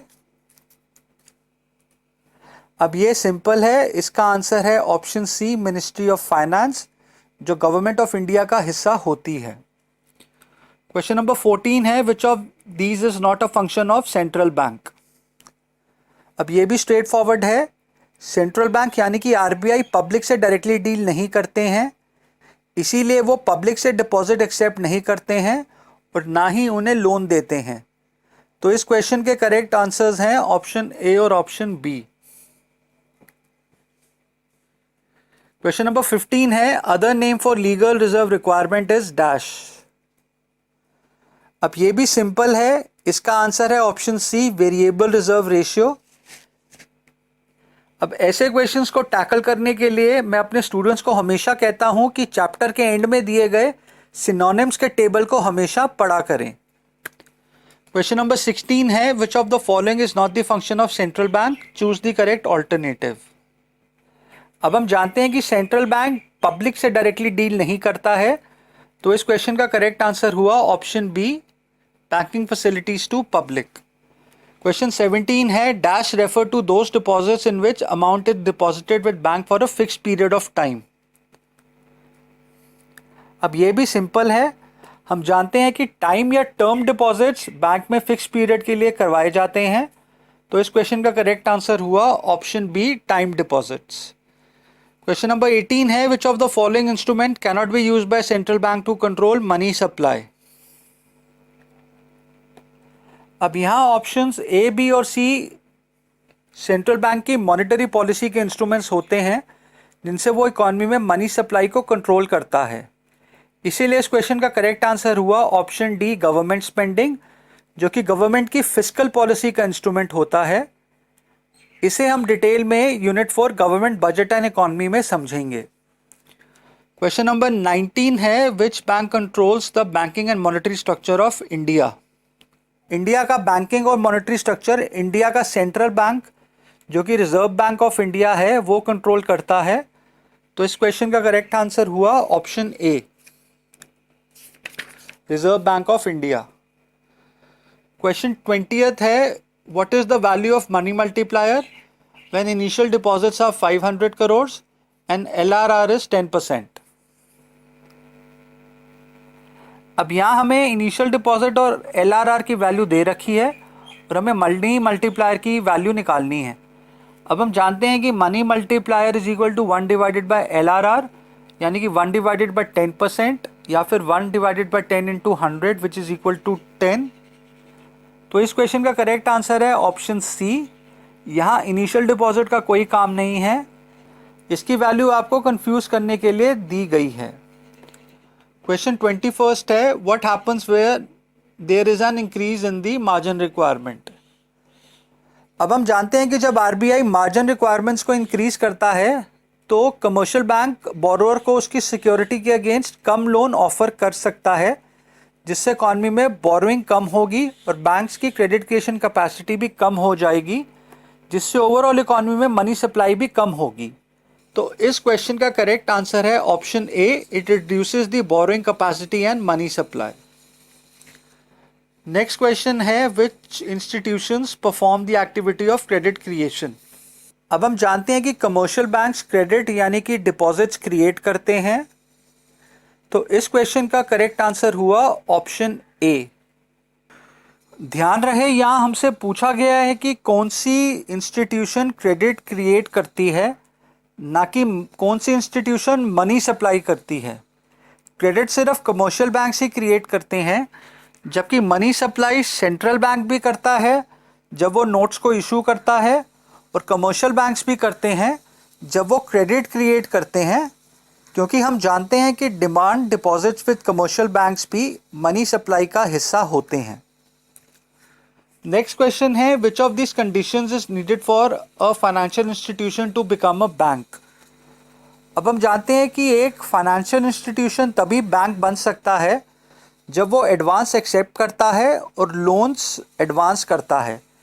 तो इस क्वेश्चन का करेक्ट आंसर है ऑप्शन सी, क्योंकि ऑप्शन सी ऑप्शन ए और बी दोनों को ही इंक्लूड करता है। नेक्स्ट क्वेश्चन है, dash refers to that portion of total deposits of a commercial bank which it has to keep with itself in form of liquid assets. अब ये simple है, इसका आंसर है option B, statutory liquidity ratio. Next question है, which of the following agency is responsible for issuing 1 rupee currency note in India. अब ये simple है, इसका आंसर है मिनिस्ट्री ऑफ फाइनेंस, जो 1 रुपये की करेंसी और सभी डिनोमिनेशंस के कॉइन्स को इशू करती है। तो इस क्वेश्चन का करेक्ट आंसर हुआ ऑप्शन सी। नेक्स्ट क्वेश्चन है, reverse repo rate is the rate at which central bank. अब हम जानते हैं कि रिवर्स रिपो रेट वो रेट होता है जिस पे रिजर्व बैंक कमर्शियल बैंक से डिपॉजिट्स एक्सेप्ट करता है। तो इस क्वेश्चन का करेक्ट आंसर हुआ ऑप्शन सी। नेक्स्ट क्वेश्चन है, demand deposits include, choose the correct alternative. अब हम जानते हैं कि डिमांड डिपॉजिट्स वो होते हैं जिन्हें कमर्शियल बैंक्स को उनके डिपॉजिटर्स को वापस करना होता है जब वो इन्हें डिमांड करें। ये डिपॉजिट्स चेक से विड्रॉ किए जाते हैं। इसमें हम करंट अकाउंट डिपॉजिट्स और सेविंग अकाउंट डिपॉजिट्स दोनों को इंक्लूड करते हैं। तो इस क्वेश्चन का करेक्ट आंसर हुआ ऑप्शन बी। नेक्स्ट क्वेश्चन है, repo rate is the rate at विच। अब रिपो रेट वो रेट ऑफ इंटरेस्ट होता है जिस पे कमर्शियल बैंक्स RBI से शॉर्ट टर्म लोन्स लेते हैं। तो इस क्वेश्चन का करेक्ट आंसर है ऑप्शन बी। ध्यान रहे, ऑप्शन डी में commercial bank short term loans दे रहे हैं, ना कि ले रहे हैं, इसीलिए ये गलत ऑप्शन होगी। नेक्स्ट क्वेश्चन है, which of the following is not a quantitative method of credit control. अब ये सिंपल है, इसका करेक्ट आंसर है ऑप्शन बी, मार्जिन रिक्वायरमेंट्स, ये qualitative method of credit control होता है, ना कि क्वांटिटेटिव। नेक्स्ट क्वेश्चन है credit creation by commercial banks is determined bye choose the correct alternative. अब ये इंटरेस्टिंग क्वेश्चन है। हम जानते हैं कि बैंक्स कितना क्रेडिट क्रिएट करते हैं, ये उनके यहाँ हुए इनिशियल डिपॉजिट्स और लीगल रिजर्व रेशियो यानी कि LRR पे डिपेंड करता है। और हम ये भी जानते हैं कि लीगल रिजर्व रेशियो के दो कंपोनेंट्स होते हैं, कैश रिजर्व रेशियो यानी कि CRR और स्टैट्यूटरी लिक्विडिटी रेशियो यानी कि SLR। यानी कि यहाँ पे तीनों ऑप्शंस ही करेक्ट हैं, इसीलिए इस क्वेश्चन का करेक्ट आंसर हुआ option D, all of the above. Next question है the central bank can increase availability of credit by choose the correct alternative. अब यहाँ हमें बताना है कि इनमें से कौन सी ऑप्शन से RBI मनी सप्लाई को इंक्रीज कर सकता है। पहला ऑप्शन है रेजिंग रिपो रेट, ये गलत ऑप्शन है। जब RBI रिपो रेट को इंक्रीज करेगा तो उससे कमर्शियल बैंक्स जो उससे लोन लेंगे उन्हें वो लोन महंगे रेट ऑफ इंटरेस्ट पे मिलेगा, जिससे उनके आगे लेंडिंग रेट्स भी बढ़ जाएंगे। इससे पब्लिक को ये लोन महंगे रेट ऑफ इंटरेस्ट पे मिलेगा, इससे कम लोग लोन ले पाएंगे, इससे बैंक की क्रेडिट क्रिएशन कैपेसिटी कम होगी। दूसरा ऑप्शन है रेजिंग रिवर्स रिपो रेट, ये भी गलत ऑप्शन है, क्योंकि जब RBI रिवर्स रिपो रेट को इंक्रीज करेगा तो फिर कमर्शियल बैंक्स अपने रिजर्व्स को RBI के पास रखवाना प्रेफर करेंगे, क्योंकि ये 100% डिफ़ॉल्ट फ्री डिपॉजिट्स होंगे। इससे वो आम पब्लिक को कम लोन दे पाएंगे, जिससे फिर से उनकी क्रेडिट क्रिएशन कैपेसिटी कम हो जाएगी। अगला ऑप्शन है बाइंग गवर्नमेंट सिक्योरिटीज़। अब ये करेक्ट ऑप्शन है। जब RBI पब्लिक और कमर्शियल बैंक से सिक्योरिटीज़ बाय करता है तो वो उसके बदले उन्हें पैसे देगा। अब जब कमर्शियल बैंक्स के पास पैसे आएंगे तो वो उससे लोगों को और ज़्यादा लोन देंगे, जिससे उनकी क्रेडिट क्रिएशन कैपेसिटी इंक्रीज़ करेगी और इकॉनमी में क्रेडिट सप्लाई यानी कि मनी सप्लाई भी इंक्रीज़ करेगी। अब क्योंकि ऑप्शन C करेक्ट है, इसीलिए ऑब्वियसली ऑप्शन D गलत होगी, तो इस क्वेश्चन का करेक्ट आंसर हुआ ऑप्शन C। नेक्स्ट क्वेश्चन है credit multiplier is equal to. अब हम जानते हैं कि क्रेडिट मल्टीप्लायर यानी कि मनी मल्टीप्लायर का फॉर्मूला होता है 1 डिवाइडेड बाय LRR, जहां LRR is sum total of CRR and SLR। इसीलिए ऑप्शन A और B गलत हैं। इस क्वेश्चन का करेक्ट आंसर है ऑप्शन C। अगला क्वेश्चन है deposit creation by banks comes to an end when.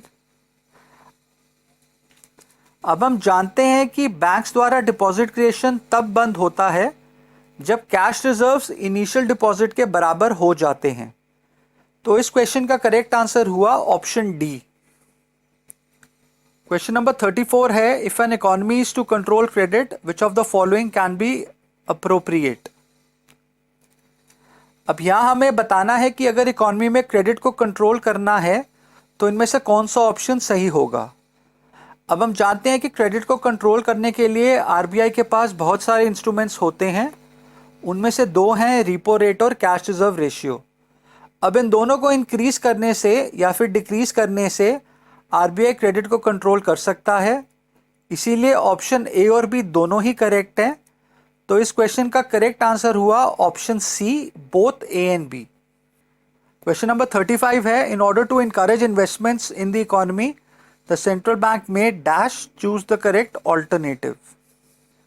अब सेंट्रल बैंक के पास मॉनेटरी पॉलिसी होती है जिससे वो बैंक्स की क्रेडिट क्रिएशन कैपेसिटी को इंक्रीज कर सकता है या फिर डिक्रीज कर सकता है। अब जब बैंक ज़्यादा क्रेडिट क्रिएट करेंगे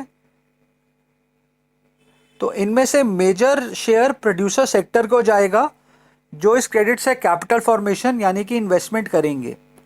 इसीलिए हमें दी गई ऑप्शंस में से वो ऑप्शन चूज करनी है जिससे बैंक की क्रेडिट क्रिएशन कैपेसिटी इंक्रीज हो। पहला ऑप्शन करेक्ट है। जब RBI CRR को कम करता है तब बैंक्स के पास ज़्यादा रिजर्व्स बचते हैं, जिसे वो लोन के रूप में आगे देते हैं। इससे उनकी क्रेडिट क्रिएशन कैपेसिटी इंक्रीज होती है। अब अगर ऑप्शन A सही होगा तो ऑप्शन B ऑब्वियसली गलत होगा।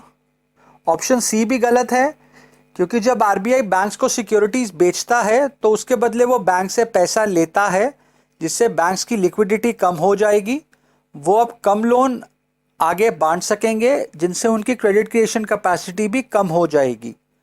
ऑप्शन डी भी गलत है, क्योंकि बैंक रेट के इंक्रीज होने से बैंक्स को आरबीआई से लोन महंगे रेट ऑफ इंटरेस्ट पे मिलेगा, जिससे उनका लेंडिंग रेट भी इंक्रीज होगा और वो पब्लिक से भी आगे ज़्यादा इंटरेस्ट लेंगे। इससे कम लोग उनसे लोन लेंगे और इससे बैंक की क्रेडिट क्रिएशन कैपेसिटी कम हो जाएगी। इसीलिए इस क्वेश्चन का करेक्ट आंसर है ऑप्शन ए। नेक्स्ट क्वेश्चन है, if legal reserve ratio is 20%, the value of money multiplier would be, choose the correct alternative. अब हम जानते हैं कि money multiplier is equal to 1 divided by LRR, यानी कि मनी मल्टीप्लायर हुआ 1 डिवाइडेड बाय 20% या फिर 1/20 into 100 which is equal to 5। इसीलिए इस क्वेश्चन का करेक्ट आंसर हुआ ऑप्शन सी। क्वेश्चन नंबर 37 है, repo rate relates to dash, choose the correct alternative. अब ये सिंपल है, इसका करेक्ट आंसर है option A. Repo rate of interest RBI commercial bank से शॉर्ट टर्म लोन्स देने के बदले में लेता है।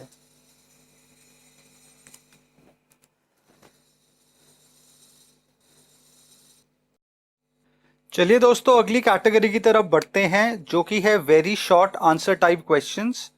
ये नॉर्मली 1 नंबर के आते हैं, जिन्हें हमें 1 या मैक्सिमम 2 सेंटेंसेस में आंसर करना होता है। ये स्ट्रेट फॉरवर्ड क्वेश्चंस होते हैं। अब क्वेश्चन नंबर 1 है, what are the 2 essential conditions for a financial institution to become a bank. अब ये सिंपल है, किसी भी फाइनेंशियल इंस्टीट्यूशन को बैंक कहलाना है तो उसे ये 2 फंक्शंस करने होंगे, एक्सेप्टिंग डिपॉजिट्स और एडवांसिंग लोन्स। ये दोनों बैंक्स के प्राइमरी फंक्शंस होते हैं। क्वेश्चन नंबर 2 है, why are LIC and UTI not termed as banks. अब LIC और UTI बैंक्स नहीं हैं, क्योंकि ये बैंक्स के दोनों कंडीशंस यानी कि डिपॉजिट एक्सेप्ट करना और लोन्स देने को फुलफिल नहीं करते हैं। ये दोनों कंपनी सिर्फ लोन देती हैं पर डिपॉजिट्स एक्सेप्ट नहीं करती हैं। क्वेश्चन नंबर 3 है, what is a central bank. अब यहाँ हमें सेंट्रल बैंक की डेफिनेशन लिखनी है। क्वेश्चन नंबर 4 है, mention one difference between a central bank and a commercial bank.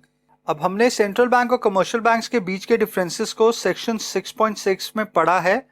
आप इनमें से कोई भी डिफरेंस लिख सकते हैं। नेक्स्ट क्वेश्चन है, what do you mean by bank of issue. अब bank of issue function central bank का करेंसी नोट्स को इशू करने का फंक्शन कहलाता है। क्वेश्चन नंबर 6 है, state the role played by the central bank as the lender of last resort. अब ये भी सिंपल है, इसका आंसर आपको यहां से मिल जाएगा। इस कंसेप्ट को हमने डिटेल में पिछले वीडियो में कवर किया था। नेक्स्ट क्वेश्चन है, what are time deposits in banks. अब ये भी सिंपल है, इसका आंसर आपको यहां से मिल जाएगा। Time deposits refer to those deposits in which the amount is deposited with the bank for a fixed period of time. अगला क्वेश्चन है, बैंक रेट। ये भी सिंपल है, इसका आंसर आपको यहां से मिल जाएगा। क्वेश्चन नंबर 9 है, what will be the effect of a rise in bank rate on money supply. अब जब आरबीआई बैंक रेट को बढ़ाएगा तो कमर्शियल बैंक्स को ये लोन आरबीआई से महंगे रेट ऑफ इंटरेस्ट पे मिलेगा, जिससे कमर्शियल बैंक्स के भी लेंडिंग रेट्स बढ़ेंगे। वो पब्लिक को अब लोन ज़्यादा रेट ऑफ इंटरेस्ट पे देंगे, जिससे उसे कम लोग लेंगे। इससे कमर्शियल बैंक्स की क्रेडिट क्रिएशन कैपेसिटी कम हो जाएगी और ओवरऑल इकोनॉमी में मनी सप्लाई भी कम हो जाएगी। नेक्स्ट क्वेश्चन है, what is the meaning of open market operations. यहाँ हमें ओपन मार्केट ऑपरेशंस की डेफिनेशन लिखनी है, आपको वो यहाँ से मिल जाएगी। What is meant bye legal reserve requirements. Legal reserve requirements की आप ये वाली डेफिनेशन लिखें जो यहाँ पर दे रखी है। Legal reserve requirements refer to the minimum percentage of total deposits, time deposits and demand deposits required to be kept by the commercial banks with themselves and with the central bank.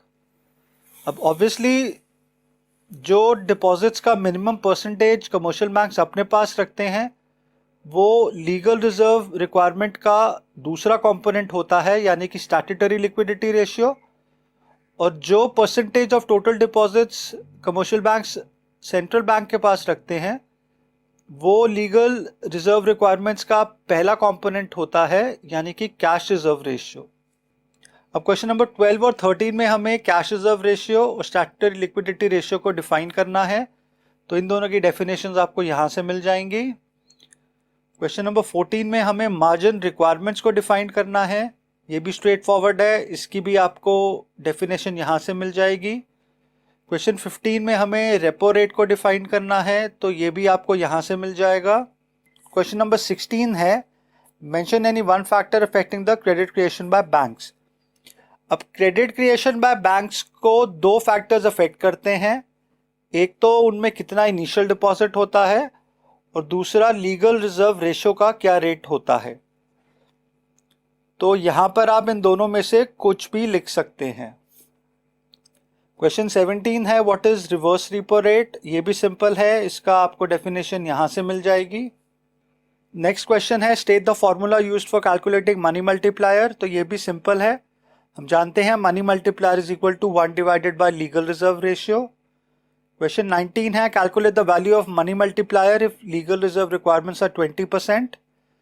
अब हम जानते हैं कि money multiplier is equal to 1 divided by LRR, यानी कि यहां पर हुआ 1 डिवाइडेड बाय 20% या फिर 1/20 into 100 which is equal to 5। अगला क्वेश्चन है डिफाइन मनी मल्टीप्लायर। ये भी सिंपल है, इसकी डेफिनेशन आपको यहां से मिल जाएगी। क्वेश्चन नंबर 21 है व्हाट आर प्राइमरी डिपॉजिट्स। हमने प्राइमरी डिपॉजिट्स और सेकेंडरी डिपॉजिट्स के कंसेप्ट को कमर्शियल बैंक वाले वीडियो में कवर किया था। अब बैंक्स में हुए इनिशियल डिपॉजिट्स को हम प्राइमरी डिपॉजिट्स कहते हैं। इसकी आप ये वाली डेफिनेशन लिखिए, ये संदीप गर्ग में नहीं दे रखी है। Primary deposits are the initial cash deposits made with the banks which serve as the base for creation of money. Question number 22 है signature of dash appears on a 2000 rupees currency note, fill up the blanks.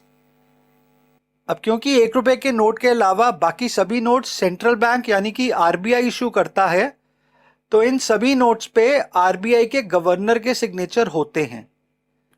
तो इस question का answer हुआ signature of governor of reserve bank of India appears on a 2000 rupees currency note.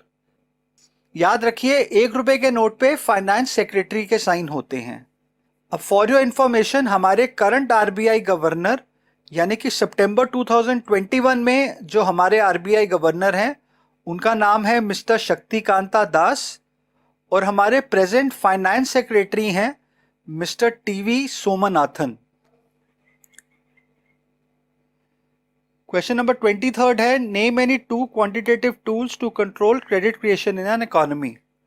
अब ये simple है, हम quantitative methods में repo rate, reverse repo rate, bank rate, open market operations, legal reserve requirements यानी कि cash reserve ratio और statutory liquidity ratio, इन सभी को इंक्लूड करते हैं।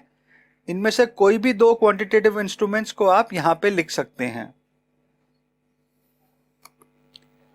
चलिए दोस्तों अगली कैटेगरी की तरफ बढ़ते हैं जो कि है शॉर्ट आंसर टाइप क्वेश्चंस की। ये 3 या 4 नंबर के आते हैं। अब अगर ये क्वेश्चन 3 नंबर का आए तो आपको इसको 60 से 80 वर्ड्स में आंसर करना होता है, और अगर ये 4 नंबर का आए तो फिर आपको इसको 80 से 100 वर्ड्स में आंसर करना होता है। क्वेश्चन नंबर 1 है explain the process of money creation by commercial banks giving a numerical example, और how do commercial banks create deposits, explain, और explain the credit creation role of commercial banks with the help of a numerical example, और explain money creation function of commercial banks। अब अगर आप इन questions की wordings को ध्यान से पढ़ें तो किसी क्वेश्चन में कमर्शियल बैंक्स द्वारा मनी क्रिएशन पूछा गया है, तो किसी क्वेश्चन में कमर्शियल बैंक्स द्वारा क्रेडिट क्रिएशन पूछा गया है, तो किसी क्वेश्चन में कमर्शियल बैंक द्वारा डिपॉजिट क्रिएशन पूछा गया है। इन तीनों का मतलब एक ही होता है और इनका आंसर भी एक ही होगा।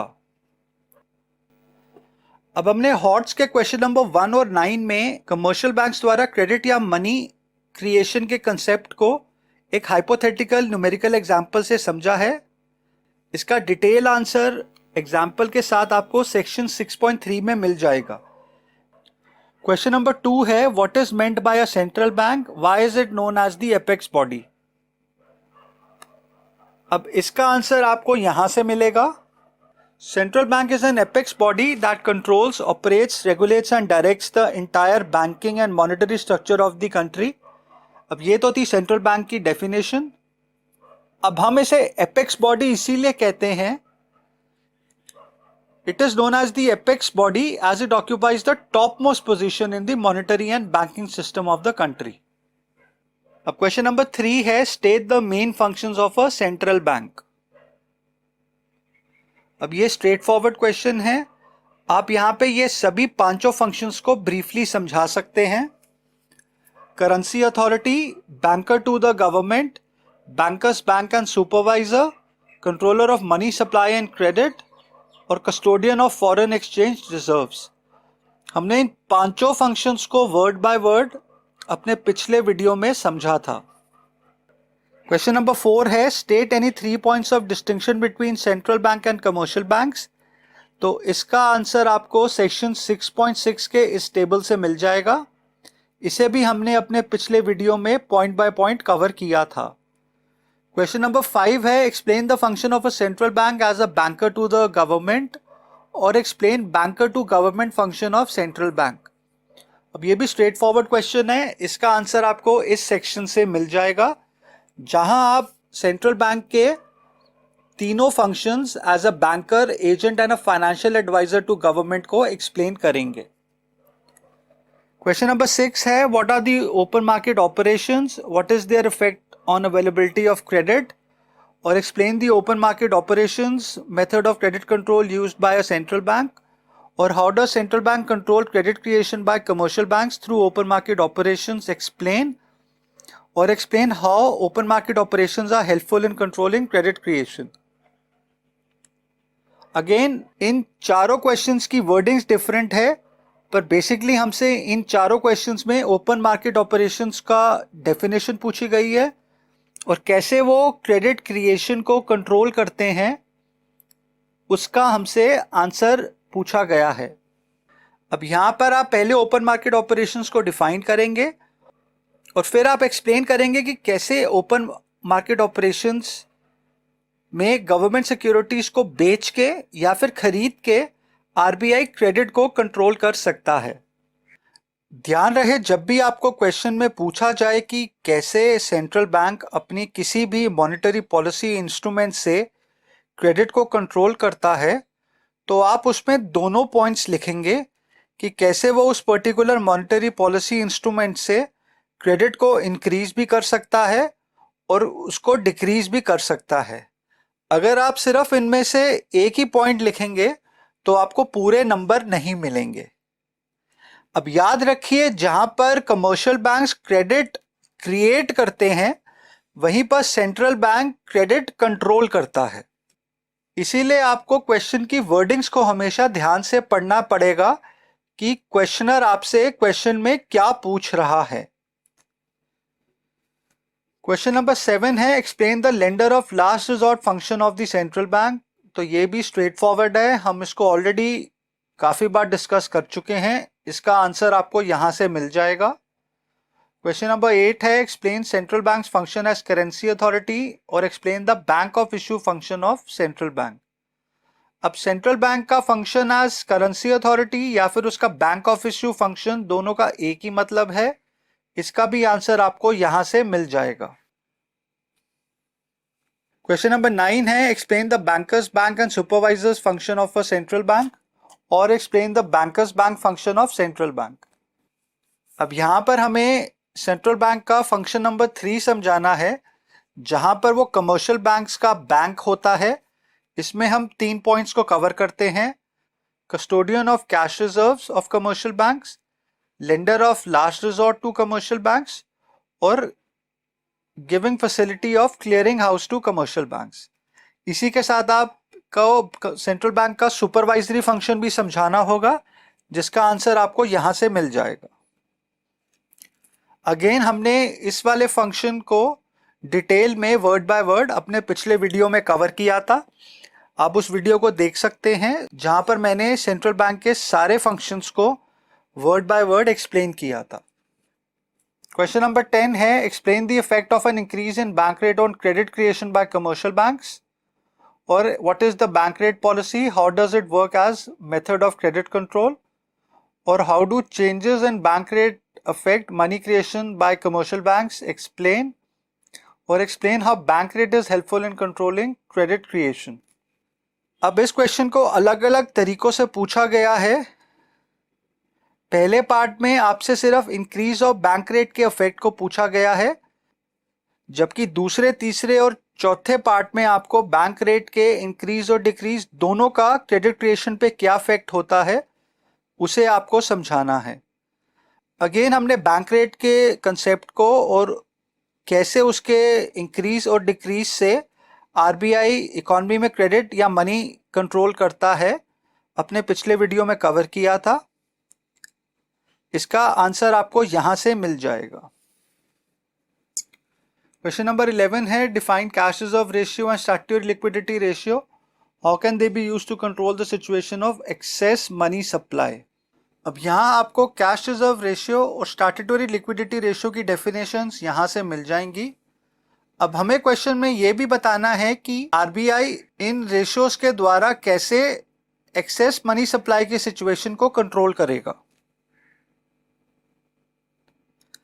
अब जब इकोनॉमी में एक्सेस मनी सप्लाई होगी तो आरबीआई को इसे कम करना होगा। इसे करने के लिए आरबीआई इन दोनों रेशियोज को इंक्रीज करेगा।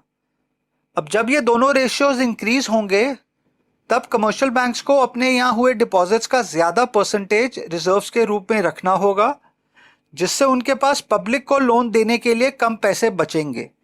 इससे उनकी क्रेडिट क्रिएशन कैपेसिटी कम होगी और इकोनॉमी में एक्सेस मनी सप्लाई की सिचुएशन करेक्ट होगी। क्वेश्चन नंबर 12 है explain the following functions of the central bank, bank of issue, bankers bank.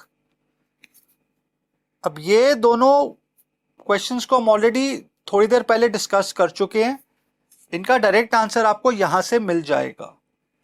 Question number 13 है calculate the total deposit created by commercial banks if reserve ratio is 10% and primary deposits is 1250 crore.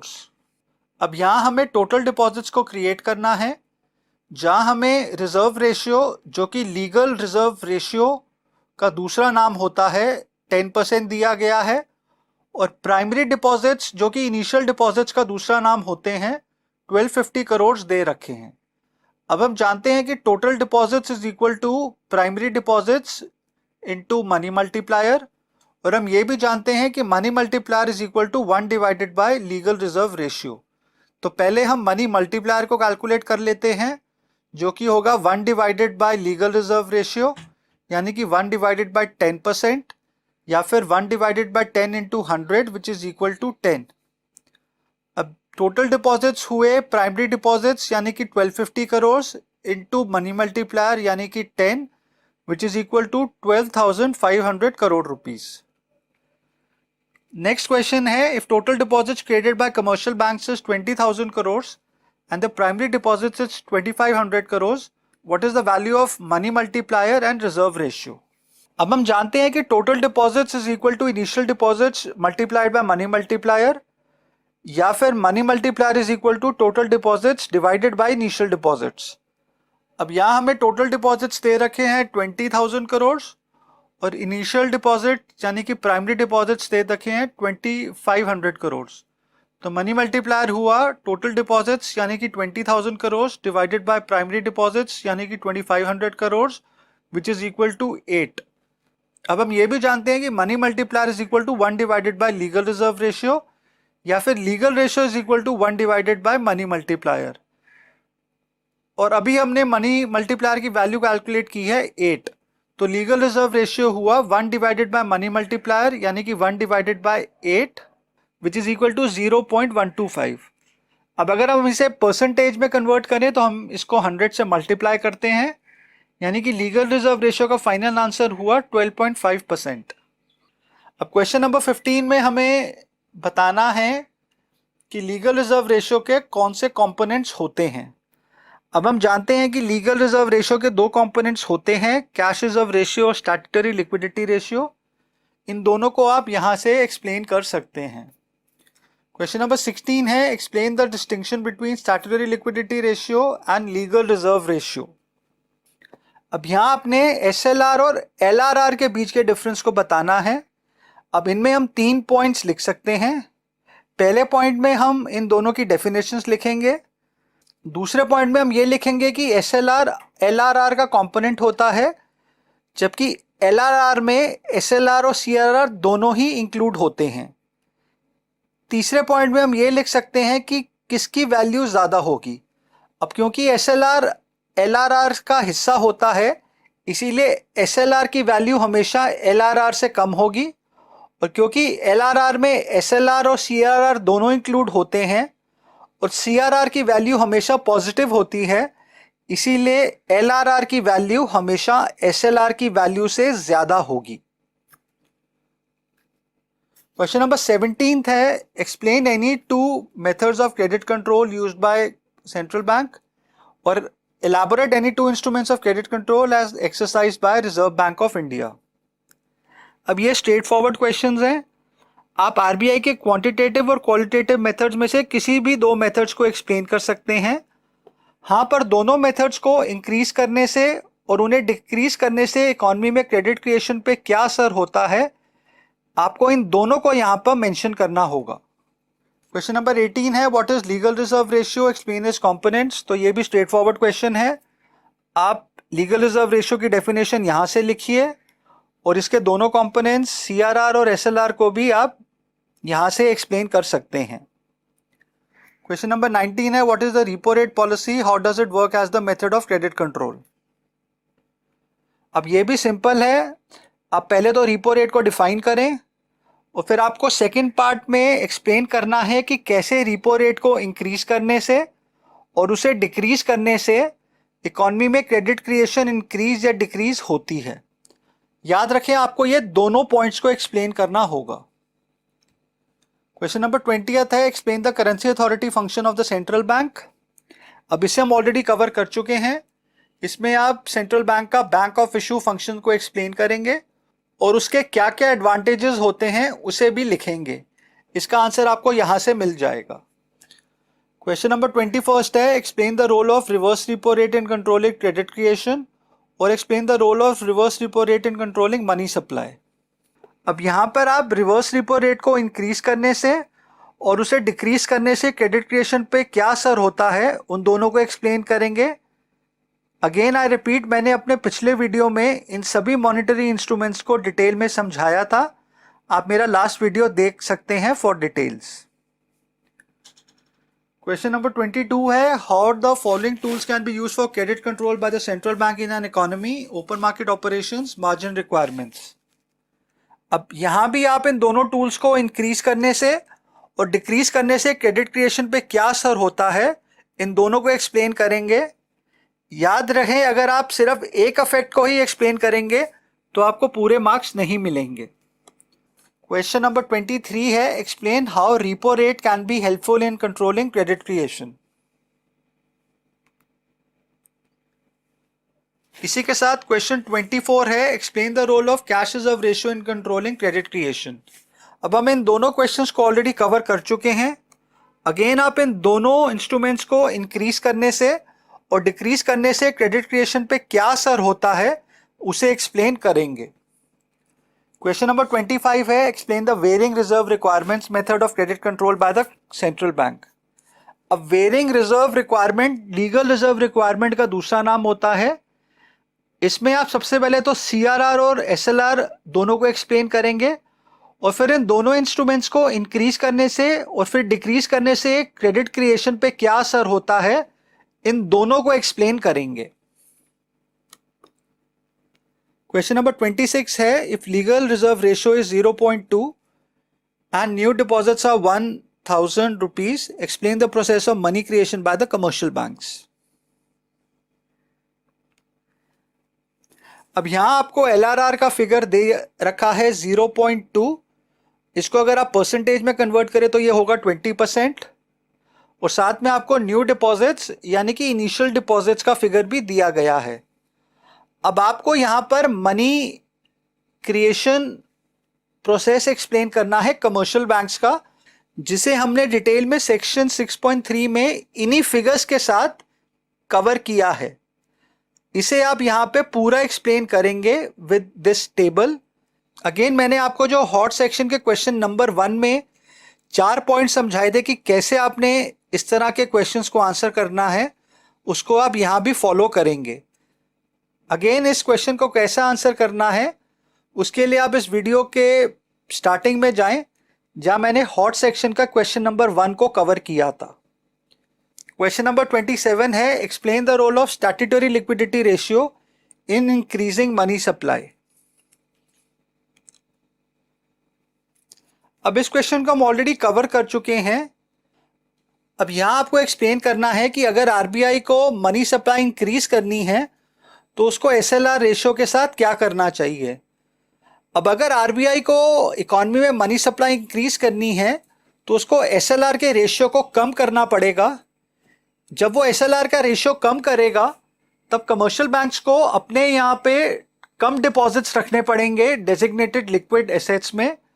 उनके पास ज़्यादा reserves बचेंगे जिन्हें वो loan के रूप में public को दे सकेंगे। इससे ज़्यादा पब्लिक लोन लेगी और उससे बैंक की क्रेडिट क्रिएशन कैपेसिटी भी बढ़ेगी और ओवरऑल इकॉनमी में मनी सप्लाई भी इंक्रीज होगी। क्वेश्चन 28 है, how will reverse repo rate and open market operations control access money supply in an economy. अब यहां हमें यह बताना है कि कैसे रिवर्स रिपो रेट और open market operations access money supply यानी कि इन्फ्लेशन की सिचुएशन को कंट्रोल करेंगे। अब जब आरबीआई रिवर्स रिपो रेट को इंक्रीज करेगा तो बैंक्स अपना एक्सेस फंड्स उसके पास डिपॉजिट करेंगे, जिससे उनके पास पब्लिक को लोन के रूप में देने के लिए फंड्स कम पड़ जाएंगे, जिससे उनकी क्रेडिट क्रिएशन कैपेसिटी भी कम हो जाएगी और इकॉनमी में जो एक्सेस मनी सप्लाई की सिचुएशन है वो भी कंट्रोल में आ जाएगी। आरबीआई एक्सेस मनी सप्लाई की सिचुएशन को कंट्रोल करने के लिए ओपन मार्केट ऑपरेशंस के अंडर कमर्शियल बैंक्स और पब्लिक को गवर्नमेंट सिक्योरिटी बेचेगा, जिसके बदले उसे इनसे पैसा मिलेगा।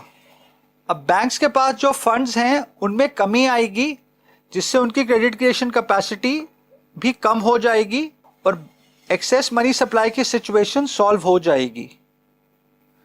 क्वेश्चन नंबर 29 है, what is monetary policy, state any 3 instruments of monetary policy. अब मॉनेटरी पॉलिसी की डेफिनेशन आपको यहां से मिल जाएगी। Monetary policy is the policy adopted by the central bank of an economy in the direction of credit control और money supply. यहां पर आप ये 2 एडिशनल पॉइंट्स भी लिख सकते हैं। It implies increase or decrease in the supply of money by regulating the creation of credit by the commercial banks. That is why monetary policy of the central bank is often known as the credit control policy. अब monetary policy के qualitative और quantitative instruments में आपको बहुत सारे methods मिल जाएंगे, जिसमें आप repo rate, reverse repo rate, open market operations, bank rate, legal reserve requirements, उसमें cash reserve ratio, statutory liquidity ratio, इसी के साथ क्वालिटेटिव मेथड्स में आप मार्जिन रिक्वायरमेंट्स, मॉरल सुएशन और सिलेक्टिव क्रेडिट कंट्रोल्स, इनमें से कोई भी 3 इंस्ट्रूमेंट्स को स्टेट कर सकते हैं। क्वेश्चन नंबर 30 है, distinguish between qualitative and quantitative tools of credit control as may be used by a central bank. ये डिफरेंसेस आपको यहां मिलेंगे। अब ये पॉइंट इन दोनों को डिफाइन करता है, ये पॉइंट इन दोनों के एम को स्पेसिफाई करता है, ये पॉइंट इनके अंदर कौन कौन से इंस्ट्रूमेंट्स इंक्लूड होते हैं उन्हें बताता है, और फाइनली ये पॉइंट इन दोनों मेथड्स के ऑल्टरनेट नेम्स को बताता है। टोटल आप ये 4 पॉइंट्स लिखेंगे। मैंने इन चारों पॉइंट्स को डिटेल में अपने पिछले वीडियो में एक्सप्लेन किया था। क्वेश्चन 31 है, what is legal reserve ratio, how does it influence the process of credit creation.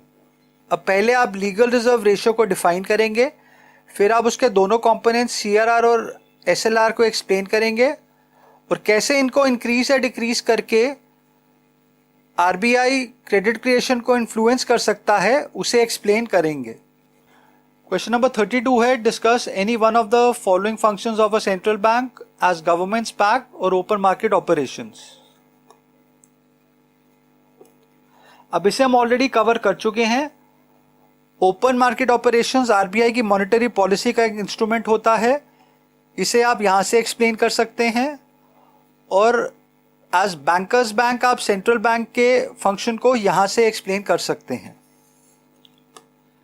चलिए दोस्तों अगली कैटेगरी की तरफ चलते हैं, जो कि है लॉन्ग आंसर टाइप क्वेश्चंस की। एग्जाम में ये 6 नंबर के आते हैं, जिन्हें हमें 100 से 150 वर्ड्स में आंसर करना होता है। अब यहाँ हम क्वेश्चन नंबर 1 से लेकर 4 तक को ऑलरेडी डिस्कस कर चुके हैं, मैं इन्हें यहाँ पर वापस रिपीट नहीं कर रहा हूँ। क्वेश्चन नंबर 5 है, what is meant by margin requirement, how can it be used to control the money supply, explain it with the help of an example. अब यहाँ सबसे पहले आप मार्जिन रिक्वायरमेंट को डिफाइन करेंगे, फिर कैसे उसे इंक्रीज करने से या डिक्रीज करने से आरबीआई क्रेडिट क्रिएशन को कंट्रोल करता है, आप उसे थ्योरेटिकली एक्सप्लेन करेंगे और फिर इसे एक प्रैक्टिकल एग्जाम्पल से एक्सप्लेन करेंगे। अब लेट से आरबीआई मार्जिन रिक्वायरमेंट को 20 से 30% कर देता है, तो अब कमर्शियल बैंक्स बोरोअर्स को उनकी सिक्योरिटी की मार्केट वैल्यू के अगेंस्ट जहां पहले 80% तक लोन दे सकते थे, अब वो उन्हें सिर्फ 70% तक ही लोन दे पाएंगे। इससे बोरोअर को कम लोन मिलेगा और बैंक से क्रेडिट क्रिएशन की कैपेसिटी भी कम हो जाएगी, जिससे इकॉनमी में मनी सप्लाई भी कम हो जाएगी। पर अगर आरबीआई मार्जिन रिक्वायरमेंट्स को 20% से कम करके 10% कर देता है, तो अब कमर्शियल बैंक्स अपने बोरोअर्स को उनकी सिक्योरिटी की मार्केट वैल्यू के अगेंस्ट जहां पहले 80% लोन देते थे, अब वो उन्हें 90% तक लोन दे सकेंगे। इससे बोरोअर्स को ज़्यादा पैसा लोन के रूप में मिलेगा, जिससे बैंक की क्रेडिट क्रिएशन कैपेसिटी भी बढ़ेगी, वो और ज़्यादा डिपॉजिट्स क्रिएट करेंगे और इससे इकॉनमी में मनी सप्लाई इंक्रीज हो जाएगी। क्वेश्चन नंबर 6 है, how does the central bank influence credit creation by commercial banks through open market operations, explain. अब सबसे पहले आप ओपन मार्केट ऑपरेशंस को डिफाइन करेंगे और फिर आप एक्सप्लेन करेंगे कि कैसे ओपन मार्केट ऑपरेशंस में आरबीआई गवर्नमेंट सिक्योरिटीज को पब्लिक और कमर्शियल बैंक से खरीद के या उन्हें बेच के इकॉनमी में क्रेडिट क्रिएशन को और मनी सप्लाई को कंट्रोल करता है। अगेन आपको यहाँ पर ओपन मार्केट ऑपरेशंस में आरबीआई के दोनों एक्शंस को एक्सप्लेन करना पड़ेगा, गवर्नमेंट सिक्योरिटीज की परचेज और गवर्नमेंट सिक्योरिटीज की सेल। क्वेश्चन नंबर 7 है, how is bank rate used by central bank in influencing credit creation by commercial banks, explain. और how do changes in bank rate affect money supply in an economy, explain. अब यहाँ भी आप bank rate को increase और decrease करने से credit creation और मनी सप्लाई पे क्या असर होता है, इन दोनों को एक्सप्लेन करेंगे। याद रहे, अगर आप इन दोनों एक्शंस को एक्सप्लेन नहीं करेंगे तो आपको पूरे नंबर नहीं मिलेंगे। और फाइनल क्वेश्चन है, describe any 2 methods by which RBI of India can regulate money supply. अब यहाँ आप आरबीआई की मॉनेटरी पॉलिसी के किन्हीं 2 इंस्ट्रूमेंट्स को एक्सप्लेन कर सकते हैं कि कैसे उन्हें इंक्रीज और डिक्रीज करने से आरबीआई मनी सप्लाई को रेगुलेट करता है। अगेन आई रिपीट, आपको इन दोनों पॉलिसीज के दोनों इफेक्ट्स को एक्सप्लेन करना पड़ेगा कि कैसे उन्हें इंक्रीज करने से मनी सप्लाई पे अफेक्ट पड़ता है और कैसे उन्हें डिक्रीज करने से मनी सप्लाई पे अफेक्ट पड़ता है। तो चलिए दोस्तों, इसी के साथ हमने चैप्टर 6 और यूनिट 2 दोनों को कंप्लीट कर लिया है। अगर आपको इस यूनिट में किसी भी टॉपिक को लेके कोई डाउट हो तो कमेंट सेक्शन में लिखिए, मैं उसे सॉल्व करने की पूरी कोशिश करूंगा। दोस्तों नेक्स्ट वीडियो में मैं 2021 के स्टूडेंट्स के लिए यूनिट 2 से रिलेटेड एमसीक्यू का वीडियो अपलोड करूंगा, जिसमें मनी और बैंकिंग से रिलेटेड कम से कम 100 एमसीक्यू क्वेश्चंस होंगे। उसके बाद हम unit 4 government budget and economy को स्टार्ट करेंगे। फाइनली दोस्तों, अगर आपको आज का वीडियो इंफॉर्मेटिव लगा है तो आप इसको लाइक कीजिए, अपने दोस्तों में इसे शेयर कीजिए, चैनल को सब्सक्राइब कीजिए और बेल बटन को क्लिक कीजिए ताकि आपको मेरे अगले वीडियोस की नोटिफिकेशन मिल सके। Thank you and have a nice day.